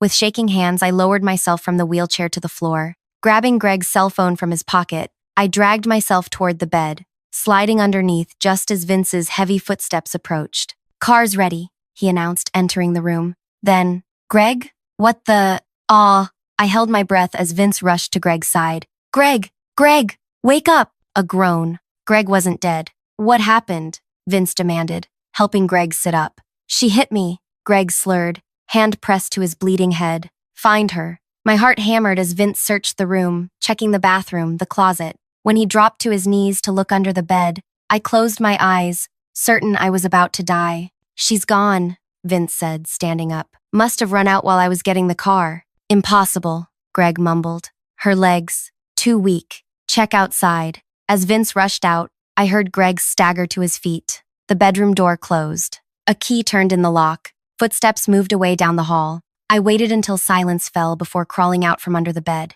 Blood smeared the floor where Greg had fallen. The wheelchair sat empty by the wall, a silent reminder of my 6-month charade. With trembling fingers, I unlocked Greg's phone. No password. His arrogance had finally worked in my favor. I dialed 911. "Emergency services, what's your— "My name is Madison Harper," I whispered, pressing myself against the wall beside the door. "I'm being held captive at 478 Lakeview Drive. They're planning to kill me. Please, help."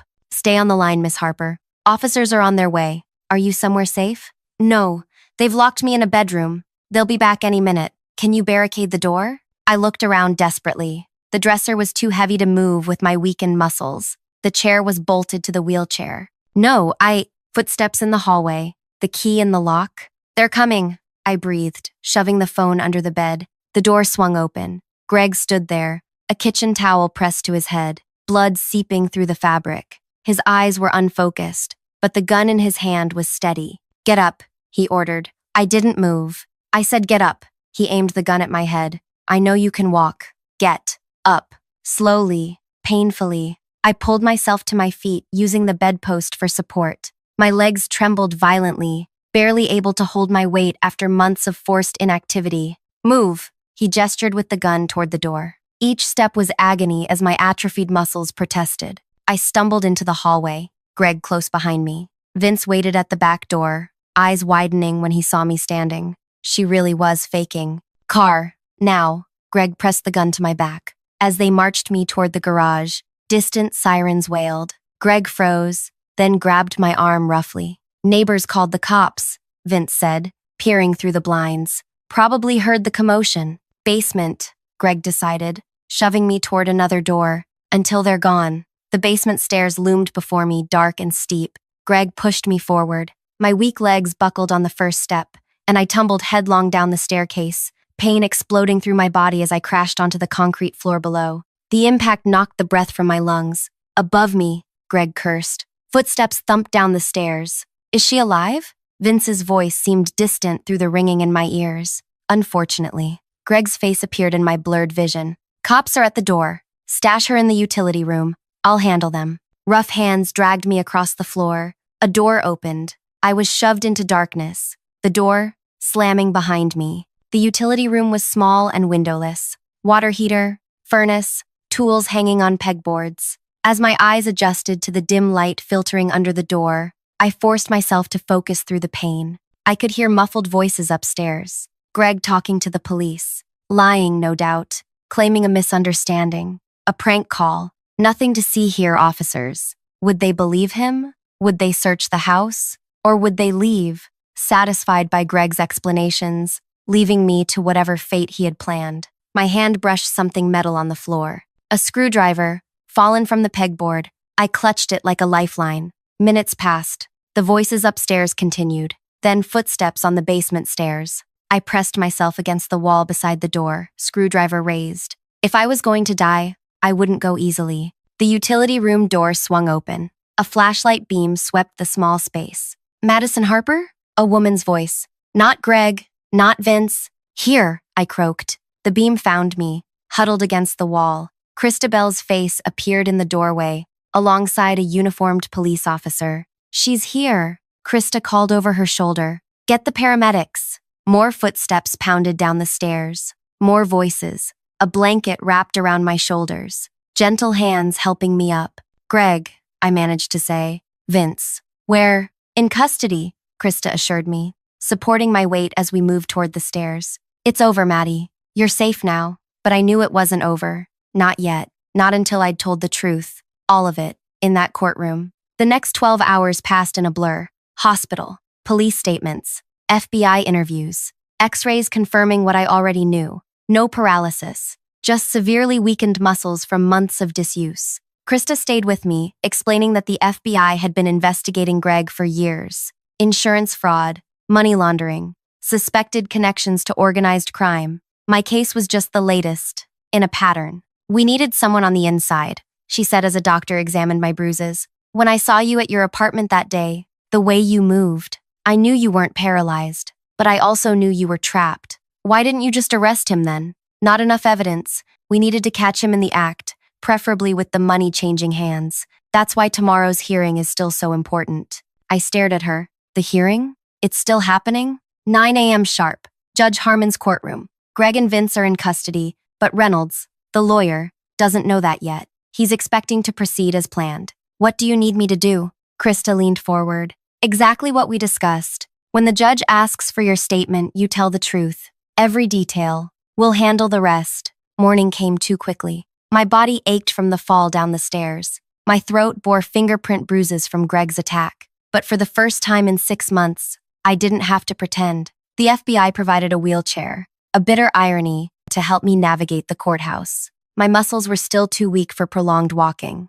Krista pushed me through security, past curious stares and whispers. Reynolds waited outside the courtroom, pacing nervously. His eyes widened when he saw me. Miss Harper, where's Greg? What happened to your neck? Minor setback, I replied coolly. Shall we go in? Wouldn't want to keep the judge waiting. Confusion flickered across his face, but his lawyer's training took over. Of course, I've prepared everything. Just stick to your statement as rehearsed. If he only knew. Judge Harmon's courtroom was smaller than I'd imagined. Insurance company lawyers clustered at one table. Reynolds guided me to another. Court officers stood by the doors. And scattered throughout the gallery, faces I recognized from Krista's team, FBI agents, waiting for their moment. All rise for the Honorable Judge Harmon. The judge, a stern-faced woman in her 60s, took her seat at the bench. Her eyes swept the courtroom, lingering briefly on my bruised neck. Be seated.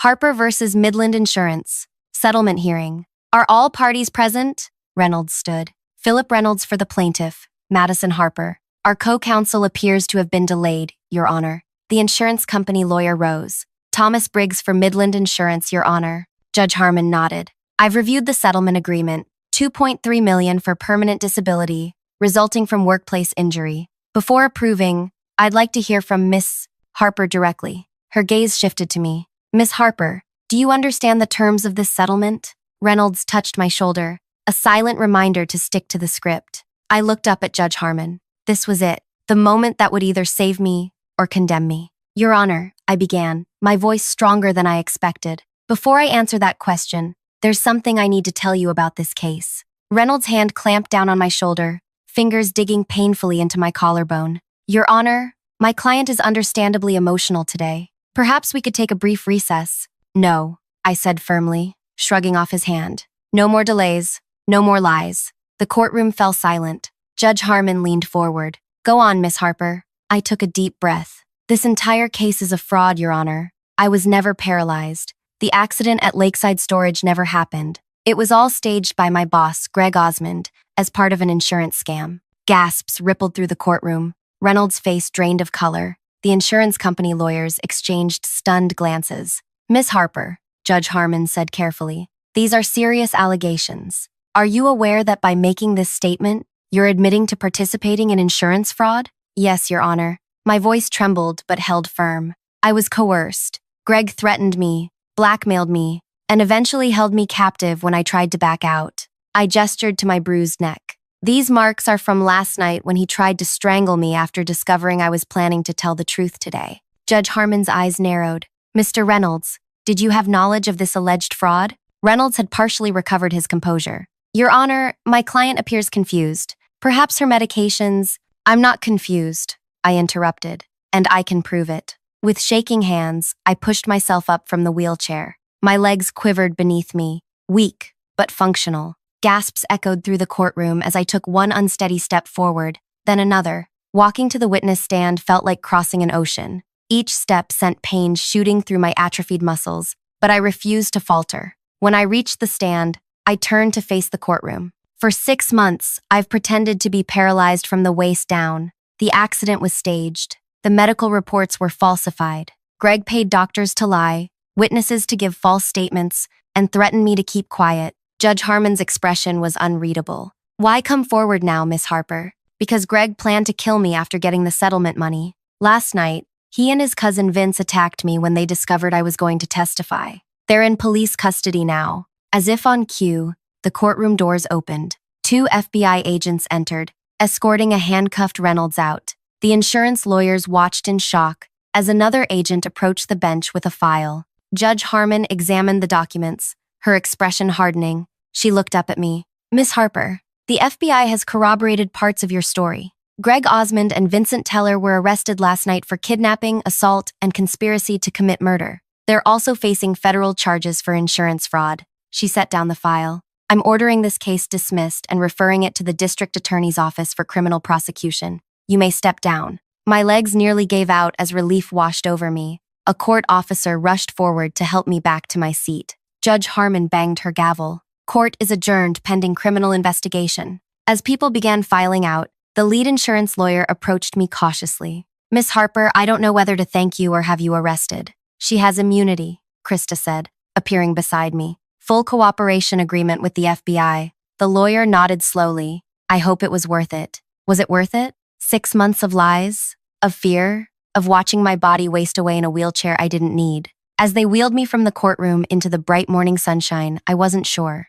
But I was free, and that was a start. The months that followed were harder than I'd imagined. Physical therapy 3 times a week to rebuild my atrophied muscles. Weekly sessions with a trauma counselor. Endless meetings with FBI agents and prosecutors as they built their case against Greg, Vince, and their network. Despite my immunity deal, I wasn't absolved of consequences. I had to pay back every penny I'd received during the fraud. Disability payments, medical reimbursements, living expenses. My savings were wiped out, my credit destroyed, my reputation in tatters after news of the wheelchair fraud hit local headlines. Finding work proved nearly impossible.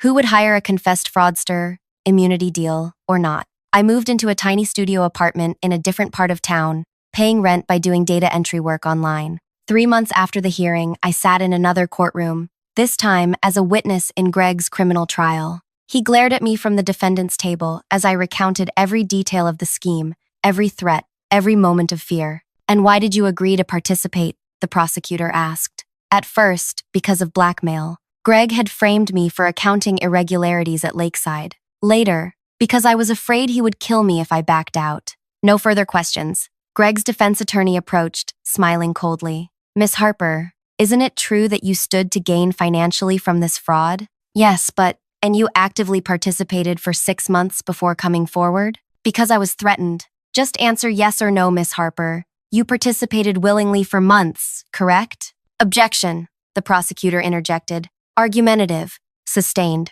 The defense attorney continued hammering at my credibility, my motives, my character. By the time I left the witness stand, I felt as broken as I had in that wheelchair. But my testimony, combined with evidence from the FBI investigation, proved damning. Greg was convicted on all counts: fraud, extortion, kidnapping, attempted murder, 25 years without parole. Vince received 15 years for his role. Reynolds, 5 years for conspiracy and disbarment. Justice, they called it. But justice didn't heal my legs, didn't restore my reputation, didn't erase the nightmares that jolted me awake most nights. 6 months after the trial, I received an unexpected visitor at my apartment. Krista Bell, carrying a folder and a small potted plant. Housewarming gift, she explained, setting the plant on my windowsill. How are you doing? I gestured around the sparse studio, living the dream. She smiled sadly. I have something that might help. She opened the folder,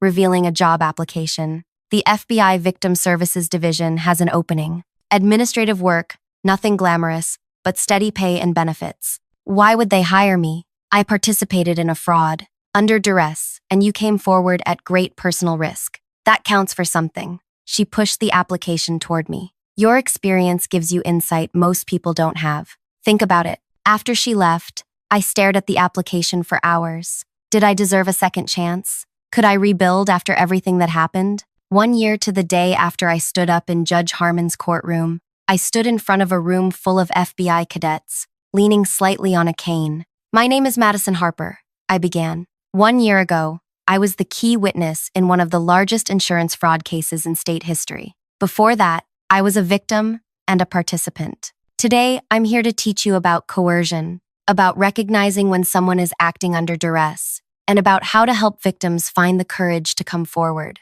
As I spoke, I saw understanding dawn in their eyes. These future agents wouldn't just see cases and criminals, they'd see people caught in impossible situations. That evening, I visited Jenny, my former physical therapist, who'd been devastated to learn her efforts had been part of a fraud. I wanted to thank you, I told her as we sat in her living room. Even though I was lying about the paralysis, your belief in me helped me find the strength to stand up, literally and figuratively. Are you still using the techniques I taught you? She asked. Every day. They saved my life when I had to climb those basement stairs to escape. She smiled, eyes glistening. Then my work wasn't wasted after all. Walking home that night, my steps were steady, my cane more a comfort than a necessity now. A text message lit up my phone, a reminder about tomorrow's speaking engagement at a fraud victims support group. The path forward wasn't straight, wasn't easy, but at least I was walking it on my own 2 feet, one step at a time. Some days that was enough. If this story impacted you, please take a moment to like, share, and subscribe. Your support helps me continue sharing stories of survival and resilience. Have you ever faced a situation where standing up for the truth seemed impossible? Share your thoughts in the comments below. Why would she approve that transfer? The words drifted through my anesthesia fog, sharp enough to pierce the chemical haze. I wasn't supposed to hear them. My eyelids remained heavy, my body still tethered to unconsciousness as voices continued around me. It doesn't make sense. Paige never even requested to leave quality assurance. And to hazardous materials? Of all places? The HR director's voice dropped lower. Nobody chooses to go there. That's where careers dissolve. Well, the paperwork came through while she was prepped for surgery. Electronic signature and everything. Convenient timing. Wouldn't you say? A male voice, unfamiliar. Margot pushed it through personally. Margot Keene? She's been gunning for that promotion next quarter. The conversation cut off when someone noticed my fingers twitching. I forced my eyes open, blinking against harsh ceiling lights, and the room went silent. The nurse beside my bed patted my hand with practiced gentleness. There she is, she said brightly. Surgery went perfectly. Your appendix is out and you'll be back on your feet before you know it. I tried to speak, but my throat felt scraped raw. The HR director and the man she'd been speaking with exchanged glances before slipping out of my recovery room. 3 days later, as I was changing to leave the hospital, a different nurse helped me gather my belongings. She hesitated, clutching my discharge papers. I'm so sorry, she whispered. I didn't know she didn't tell you. My heart stumbled. Tell me what? She pulled the curtain shut and leaned closer. Your supervisor approved a department transfer while you were in surgery. Her eyes darted toward the door, one you never agreed to. The room tilted sideways. What are you talking about? My sister works in your company's HR. She mentioned it during our call last night. How unusual it was for someone to request a transfer to hazardous materials during emergency medical leave. She touched my arm, especially someone being fast-tracked for advancement. The floor beneath me seemed to disappear. 5 years of 60-hour weeks, of brilliant solutions that saved the company millions, of sacrificing weekends and relationships to climb from entry-level inspector to lead systems developer. All of it vaporized while I lay unconscious on an operating table. My invention. The automated inspection protocol I'd been perfecting for 3 years. The one Margot had suddenly taken intense interest in during the past month. The one that would revolutionize quality control across the industry. The one I was scheduled to present to the board next week. It can't be legal, I whispered, my surgical incision throbbing with each accelerated heartbeat. The nurse shook her head. I wish I could help more, but I thought you should know before you walk back in there. I gripped the edge of the hospital bed to steady myself, mind racing through options that all led to the same conclusion. While I was physically vulnerable, Margot had executed a plan that left me professionally defenseless, and I had absolutely no idea how to fight back. If this story resonates with you or makes your heart race just a little, hit that like button right now. If you've ever been betrayed by someone you trusted, drop a comment below. I need to know I'm not alone in this fight. And please subscribe to hear how this all unfolds, because trust me, what happens next changed everything. My name is Paige Avery, and until my appendix tried to kill me last Tuesday, I was on track to become the youngest department head in my company's history. At 32, I designed a quality assurance system that could detect manufacturing defects with 99.8% accuracy, a vast improvement over the industry standard of 91%. The potential savings were enormous, and my career trajectory pointed straight to the executive floor. I'd always been the person who noticed what others missed. As a child, I spotted pattern irregularities that confused even my math teacher father. In college, I double majored in engineering and computer science, graduating with honors despite working 30 hours weekly to cover tuition. When I joined the company, I was determined to transform theoretical knowledge into practical applications that mattered. My apartment walls were covered with whiteboards filled with algorithms and process flows. My dining table hadn't seen a proper meal in years, just takeout containers beside laptop stations and prototype sensors. I'd sacrificed everything for this career, believing the company valued merit above politics. Margot Keene became my supervisor 18 months ago. She arrived with impressive credentials and an intensity that initially inspired me. Her steel gray eyes missed nothing. Her questions probed deeply, and her expectations pushed everyone to work harder. I admired her until I noticed how she absorbed others' ideas during meetings, repackaging them as her own in presentations to upper management. Still, I trusted the system. My work spoke for itself. The data didn't lie. My inspection protocol reduced error rates so dramatically that implementation across all production lines would save the company over $20 million annually. The board meeting next week would cement my place in the company's future. But now, standing in my apartment after hospital discharge, I stared at the email notification on my phone. Workspace reassignment, basement level, hazardous materials division, section 7B. Effective immediately. I called Lena, my closest work friend. Her voice sounded strained when she answered. "I've been trying to reach you," she said quietly. "People are saying weird things, Paige. About my transfer, the one I never requested." Silence stretched between us. "Margot told everyone you'd been struggling with the pressure, that you asked for simpler responsibilities until you recovered." My laugh sounded hollow even to my own ears. I was unconscious when this transfer supposedly happened. How could I request anything? "That's what I thought," Lena whispered. "But Margot showed the team your inspection protocol presentation yesterday. She's taking it to the board herself now." The room around me blurred. "She can't. That's my work, my design, my algorithms. She's presenting it as a collaborative effort that she's been overseeing." "And Paige," Lena hesitated, "they've already moved someone into your workspace. Trey from Data Analytics. He's implementing your system under Margot's direction." My knees buckled. I sank onto my couch, surgical stitches pulling painfully against my skin. "I need to talk to HR. This has to be a mistake."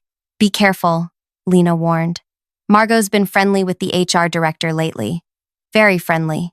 I ended the call and pressed my palms against my eyes, trying to steady my breathing. The magnitude of what was happening crystallized in that moment. This wasn't a misunderstanding. It was a calculated execution. My first day back, my entry badge redirected me to the basement level. The elevator doors opened to reveal concrete floors and industrial lighting. The air smelled of chemicals and dampness. A man in a safety vest approached, clipboard in hand. "Paige Avery? Welcome to Hazmat. I'm Troy." He didn't offer his hand. "Orientation starts in 5 minutes. You'll need to complete safety certification before handling any materials."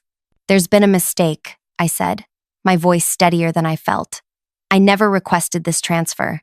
I work in quality assurance. Troy's expression softened slightly. Look, I don't know what happened upstairs, but down here, we just focus on doing our job safely. The paperwork says you're mine now. He handed me a thick manual. Read this by tomorrow. First shift starts at 5 a.m.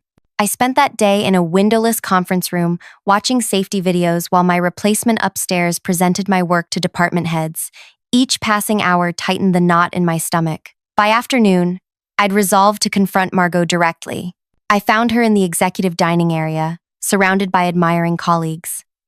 She looked up as I approached, her smile never faltering. "Paige, how wonderful to see you recovering so well." Her voice carried just enough for nearby tables to hear. "How are you settling into your new role?" "I never requested that transfer," I said clearly. "You know that." Margot's smile hardened at the edges. The dining area quieted as nearby executives pretended not to listen. "Perhaps this isn't the appropriate venue for discussing your confusion." She gestured to the chair across from her.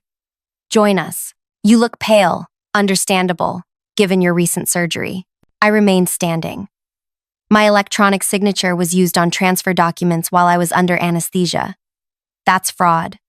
A man beside Margot cleared his throat. "Paige, right?" "I'm Dennis, VP of Operations." His voice carried artificial warmth. Workplace transitions can be challenging, but change often leads to growth. Why not give your new position a chance? "Because it wasn't my choice," I said, looking directly at Margot. "And my inspection protocol presentation, has been rescheduled," Margot interrupted smoothly. "The collaborative project our team developed needs additional testing before board review." "Collaborative?" The word burned in my throat. "You've never written a line of code for that system." "Collaborative?" The table went silent. Dennis's smile disappeared. Margot dabbed her lips with a napkin, entirely composed. "Paige, I understand you're upset.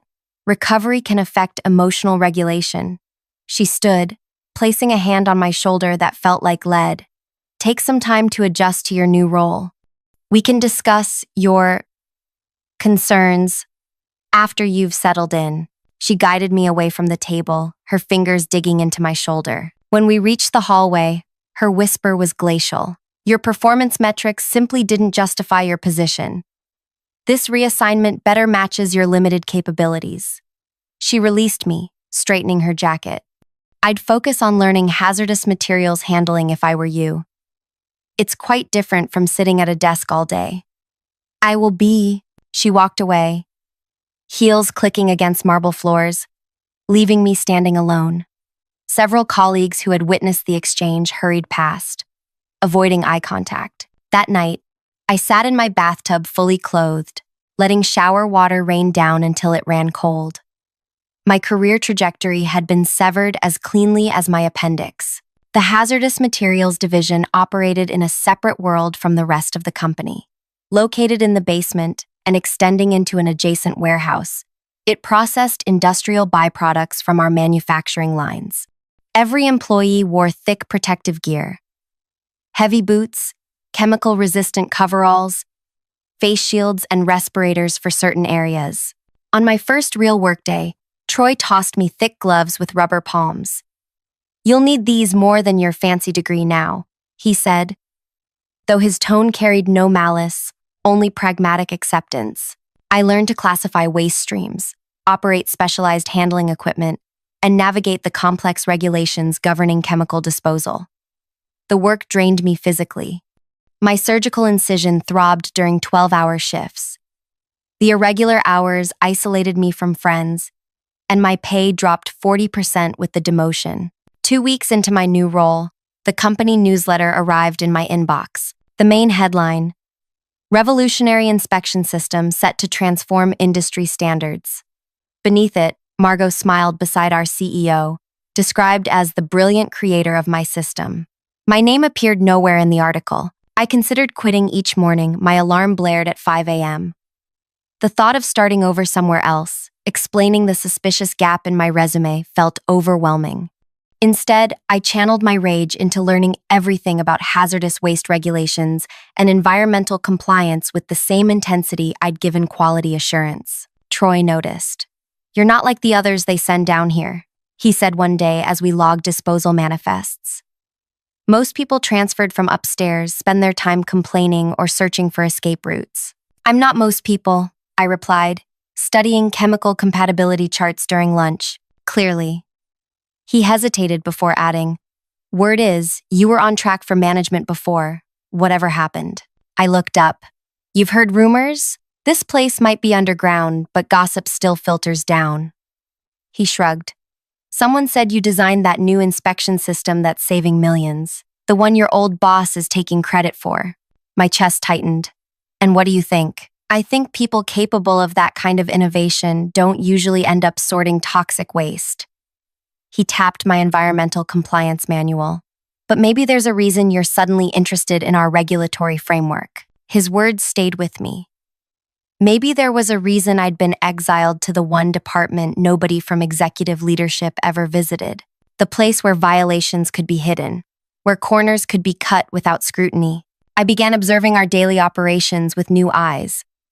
Chemical waste stored in unmarked containers, disposal logs with suspicious gaps, ventilation systems that frequently malfunctioned. 4 months into my basement exile, I spotted a senior manager hurrying several inspectors through our area. Their tour conspicuously avoided Section 12, where our most hazardous materials were processed. "Quarterly compliance check," Troy muttered. "Always the same route. Always the same prepared areas." That night, I used my new access badge to enter Section 12 alone. The overhead lights revealed what the inspectors never saw: drums of unlabeled chemicals stacked improperly, containment barriers in disrepair, and disposal logs showing impossible processing times. I photographed everything with my phone, heart racing. As I turned to leave, a voice stopped me cold. "Finding everything interesting?" I spun around to find Philip, our division manager, watching from the doorway.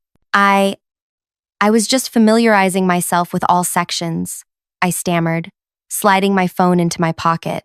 He stepped closer. "Most new transfers don't show such initiative. I like to be thorough." Philip studied me, his expression unreadable. "Thoroughness is valuable, but curiosity can be dangerous in this environment." He gestured around the room. "These containment protocols exist for everyone's safety. Are they protocols if they're not being followed?" The words escaped before I could stop them. Something shifted in his eyes, not anger but recognition. "You were in quality assurance before this, correct?" I nodded. "Then you understand systems and compliance better than most." He lowered his voice. "Some systems appear broken when viewed from certain angles. From others, they function exactly as designed." "Designed by whom?" I asked. "Those who benefit from the current arrangement." He checked his watch. "You should go home, Paige. Late nights in Section 12 aren't advisable without proper supervision." I left, but his words echoed in my mind. The next day, I began methodically documenting every violation, creating a detailed record of each regulation being broken. I researched the potential fines, the environmental impact, and the parties responsible for each decision. I discovered Margot's fingerprints everywhere. Budget requests for proper containment systems, denied with her signature. Maintenance schedules for ventilation systems, reduced under her cost-cutting initiatives. Every dangerous shortcut traced back to funds diverted to her showcase projects, including my inspection system. 7 months into my basement exile, a surprise government inspection was announced. Leadership panicked. Emails flooded our division with conflicting instructions. Emergency meetings were called. "Just follow standard procedure," managers instructed nervously. But those standard procedures violated multiple environmental regulations. The morning of the inspection, I arrived early.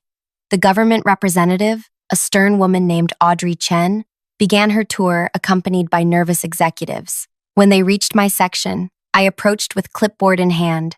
"Good morning," I said professionally. "I'm documenting today's inspection for our internal records." Margot, who had joined the tour, glared at me. That won't be necessary, Paige. Return to your station. Audrey Chen raised an eyebrow. Actually, I prefer when staff participate in these inspections. Fresh perspectives can be illuminating. She turned to me. How long have you worked in this division? 7 months, I replied. I transferred from quality assurance. Quality assurance? Audrey's interest visibly piqued. That's an unusual career path. I smiled pleasantly. It gives me a unique perspective on compliance standards. As the tour continued, I casually mentioned our chemical storage methods. I'm probably overreacting as a newcomer, but some of these containment practices seem unusual compared to regulatory guidelines. Audrey stopped walking. Could you elaborate? Could you elaborate? Margot stepped forward. I'm sure what Paige means is that our procedures exceed standard requirements. Third net, actually, I interrupted.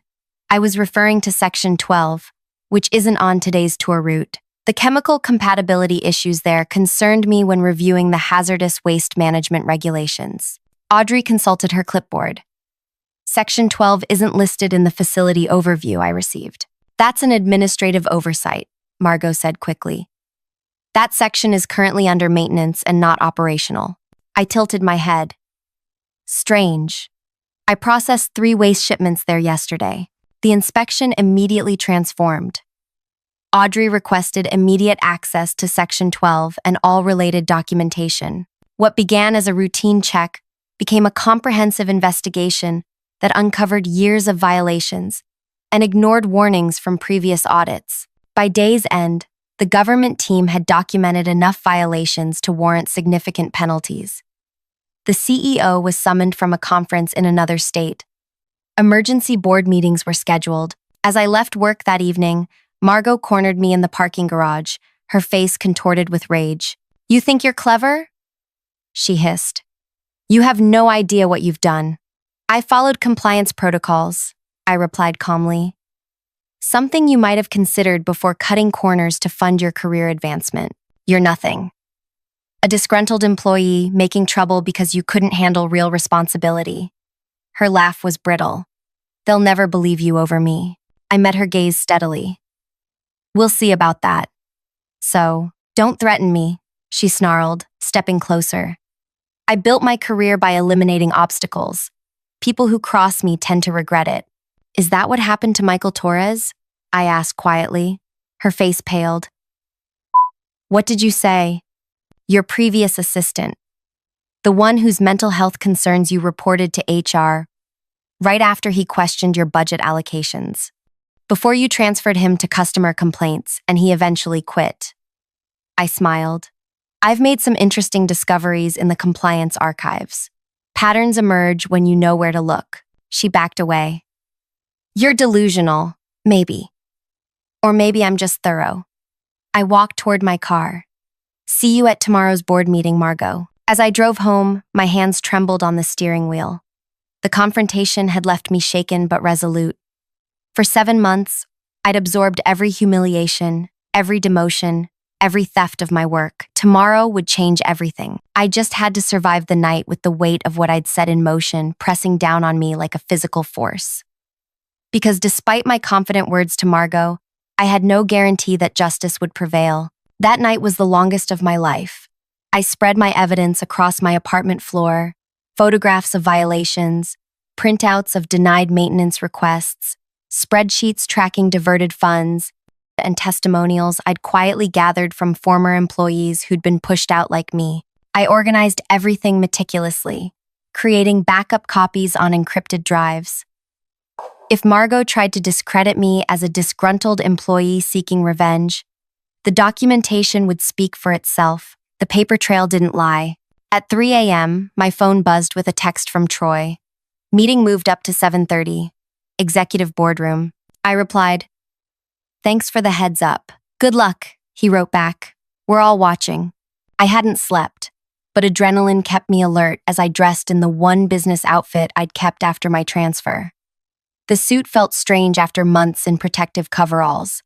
I gathered my evidence into a leather portfolio, another relic from my former life, and drove to headquarters. The executive floor buzzed with unusual activity for such an early hour. Administrative assistants hurried between offices. Legal counsel huddled in corners, speaking in hushed tones. I spotted the government inspectors in a side conference room, reviewing documents. Lena intercepted me near the boardroom. "Paige, what's happening?" Her eyes were wide. "The entire executive team is here, plus lawyers and those government people. The company's been violating environmental regulations." I said simply, "It's catching up to them. It's catching up to them. And you're involved?" She glanced at my portfolio. I worked in hazardous materials for 7 months. I saw things. Understanding dawned on her face. "This isn't just about your transfer, is it?" "It never was just about me." I squeezed her arm. "I need to go in now." The boardroom fell silent as I entered. 20 faces turned toward me: executives, legal counsel, government representatives, and Margot. Seated near the CEO, her complexion had the sickly pallor of someone who hadn't slept. "Miss Avery," the CEO said, gesturing to an empty chair. "Please join us." I sat directly across from Margot, placing my portfolio on the table.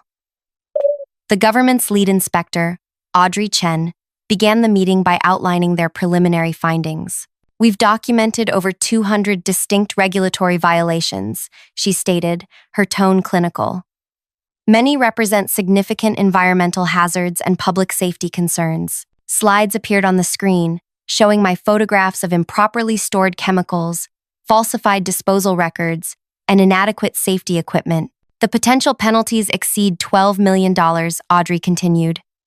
"Additionally, criminal charges may apply if we determine these violations were willful and systematic rather than accidental." The CEO's face had turned ashen. "We take compliance extremely seriously. If mistakes were made, we'll correct them immediately." "Mistakes?" Audrey raised an eyebrow. "Our investigation suggests these weren't mistakes, but deliberate policy decisions spanning at least 4 years." The company's lead counsel leaned forward. "We'll need to review these allegations thoroughly before—" The violations are indisputable," I interrupted, opening my portfolio. "And they weren't accidental." All eyes turned to me. The CEO frowned. "Ms. Avery, while we appreciate your cooperation with the inspection, this discussion is for executive leadership and legal counsel." "I believe Ms. Avery's perspective is relevant," Audrey countered. "She first alerted us to the Section 12 violations." Margot's voice cut through the tension. "Paige is a disgruntled employee who requested a transfer to hazardous materials and then regretted her decision. Her revelations are nothing but an attempt to manufacture a workplace grievance." "I never requested that transfer," I said evenly. "It was processed while I was unconscious following emergency surgery." The HR director shifted uncomfortably. "We have your electronic signature on the request form. A signature submitted while I was under anesthesia." I replied. "Interesting timing, wouldn't you say?" These personal matters are irrelevant to the compliance investigation," Margot insisted, her voice rising slightly. "The company will address any legitimate environmental concerns, but Ms. Avery's employment grievances should be handled separately." The CEO looked between us, confusion evident. "What exactly are you suggesting, Ms. Avery?" I placed a folder on the table. "For the past 7 months, I've documented every environmental violation in the Hazardous Materials Division. But more importantly, I've traced who authorized the decisions that created these violations." I slid the folder toward the center of the table. "The most critical question isn't what regulations were broken, but why they were broken. The answer is simple: money. Specifically, money diverted from compliance and safety to fund other initiatives." I opened a spreadsheet on my tablet and connected it to the room's display system. Over the past 4 years, budget requests for proper chemical containment systems were denied 6 times. Each denial redirected those funds to other departments. I highlighted specific rows. Notably, 43% of those funds were allocated to quality assurance special projects under Margot Keene's authority. Margot's laugh sounded forced. "You're suggesting I personally caused environmental violations from an entirely different department? That's absurd." "Is it?" I pulled out another document. This is an email chain from 3 years ago, when the Hazardous Materials Division requested emergency ventilation repairs. Their request was denied by the Budget Committee based on a departmental assessment report. I looked directly at Margot. A report you authored, concluding that the repairs were optional rather than essential. The room had gone completely silent. Even the lawyers had stopped taking notes. Every compliance upgrade request was denied by her department, I continued. She claimed her initiatives couldn't spare any budget. Margot scoffed. That's ridiculous.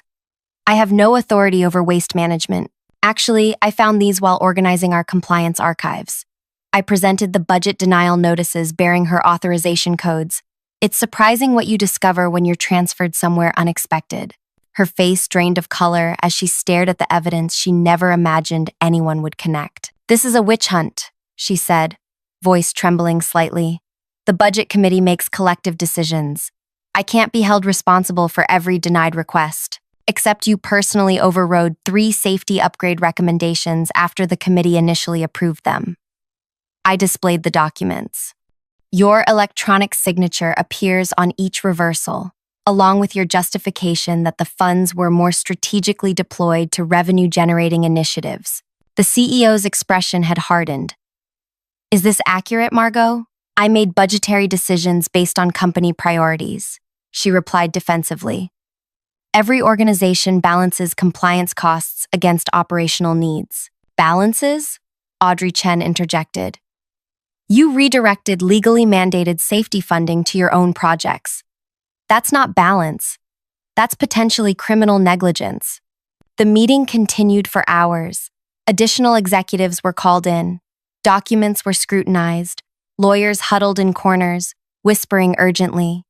Through it all, I maintained a calm, professional demeanor, presenting evidence methodically while Margot grew increasingly agitated.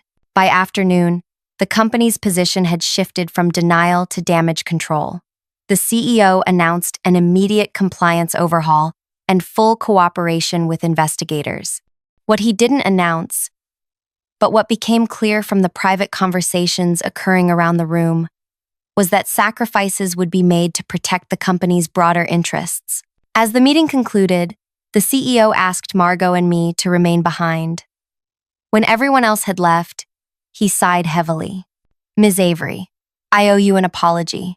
Your transfer will be reversed immediately, with appropriate compensation for the irregularities in how it was handled. Thank you, I said simply. He turned to Margot. As for you, this is completely unfair, she interrupted. I'm being scapegoated for systemic decisions. If you terminate me, I'll sue for wrongful dismissal. That would be ill-advised, I said quietly. They both looked at me. During my time in hazardous materials, I discovered something interesting about our company's internal audit system. I pulled out my final piece of evidence. Every budget reallocation leaves a digital trail, including the exact time and location it was authorized. I placed a printout on the table. This shows that on March 12th, you denied an emergency containment system repair from your home computer at 11:42 p.m. The next morning, you purchased 10,000 shares of company stock. The CEO's eyes widened. That was the day before we announced the quarterly earnings that exceeded projections. I nodded. Earnings that were artificially inflated because compliance costs had been eliminated. The stock jumped 23%. That's not illegal, Margot protested, but her voice had lost its conviction. Perhaps not on its own, I agreed. But I found 7 similar patterns over the past 3 years. Each time, you denied major safety expenditures, then purchased stock before positive earnings announcements that resulted from those cost savings. The CEO's expression had turned to stone. That would constitute insider trading based on non-public information about manufactured earnings. Exactly, I said. The Securities and Exchange Commission might find that interesting, especially combined with the environmental violations those decisions caused.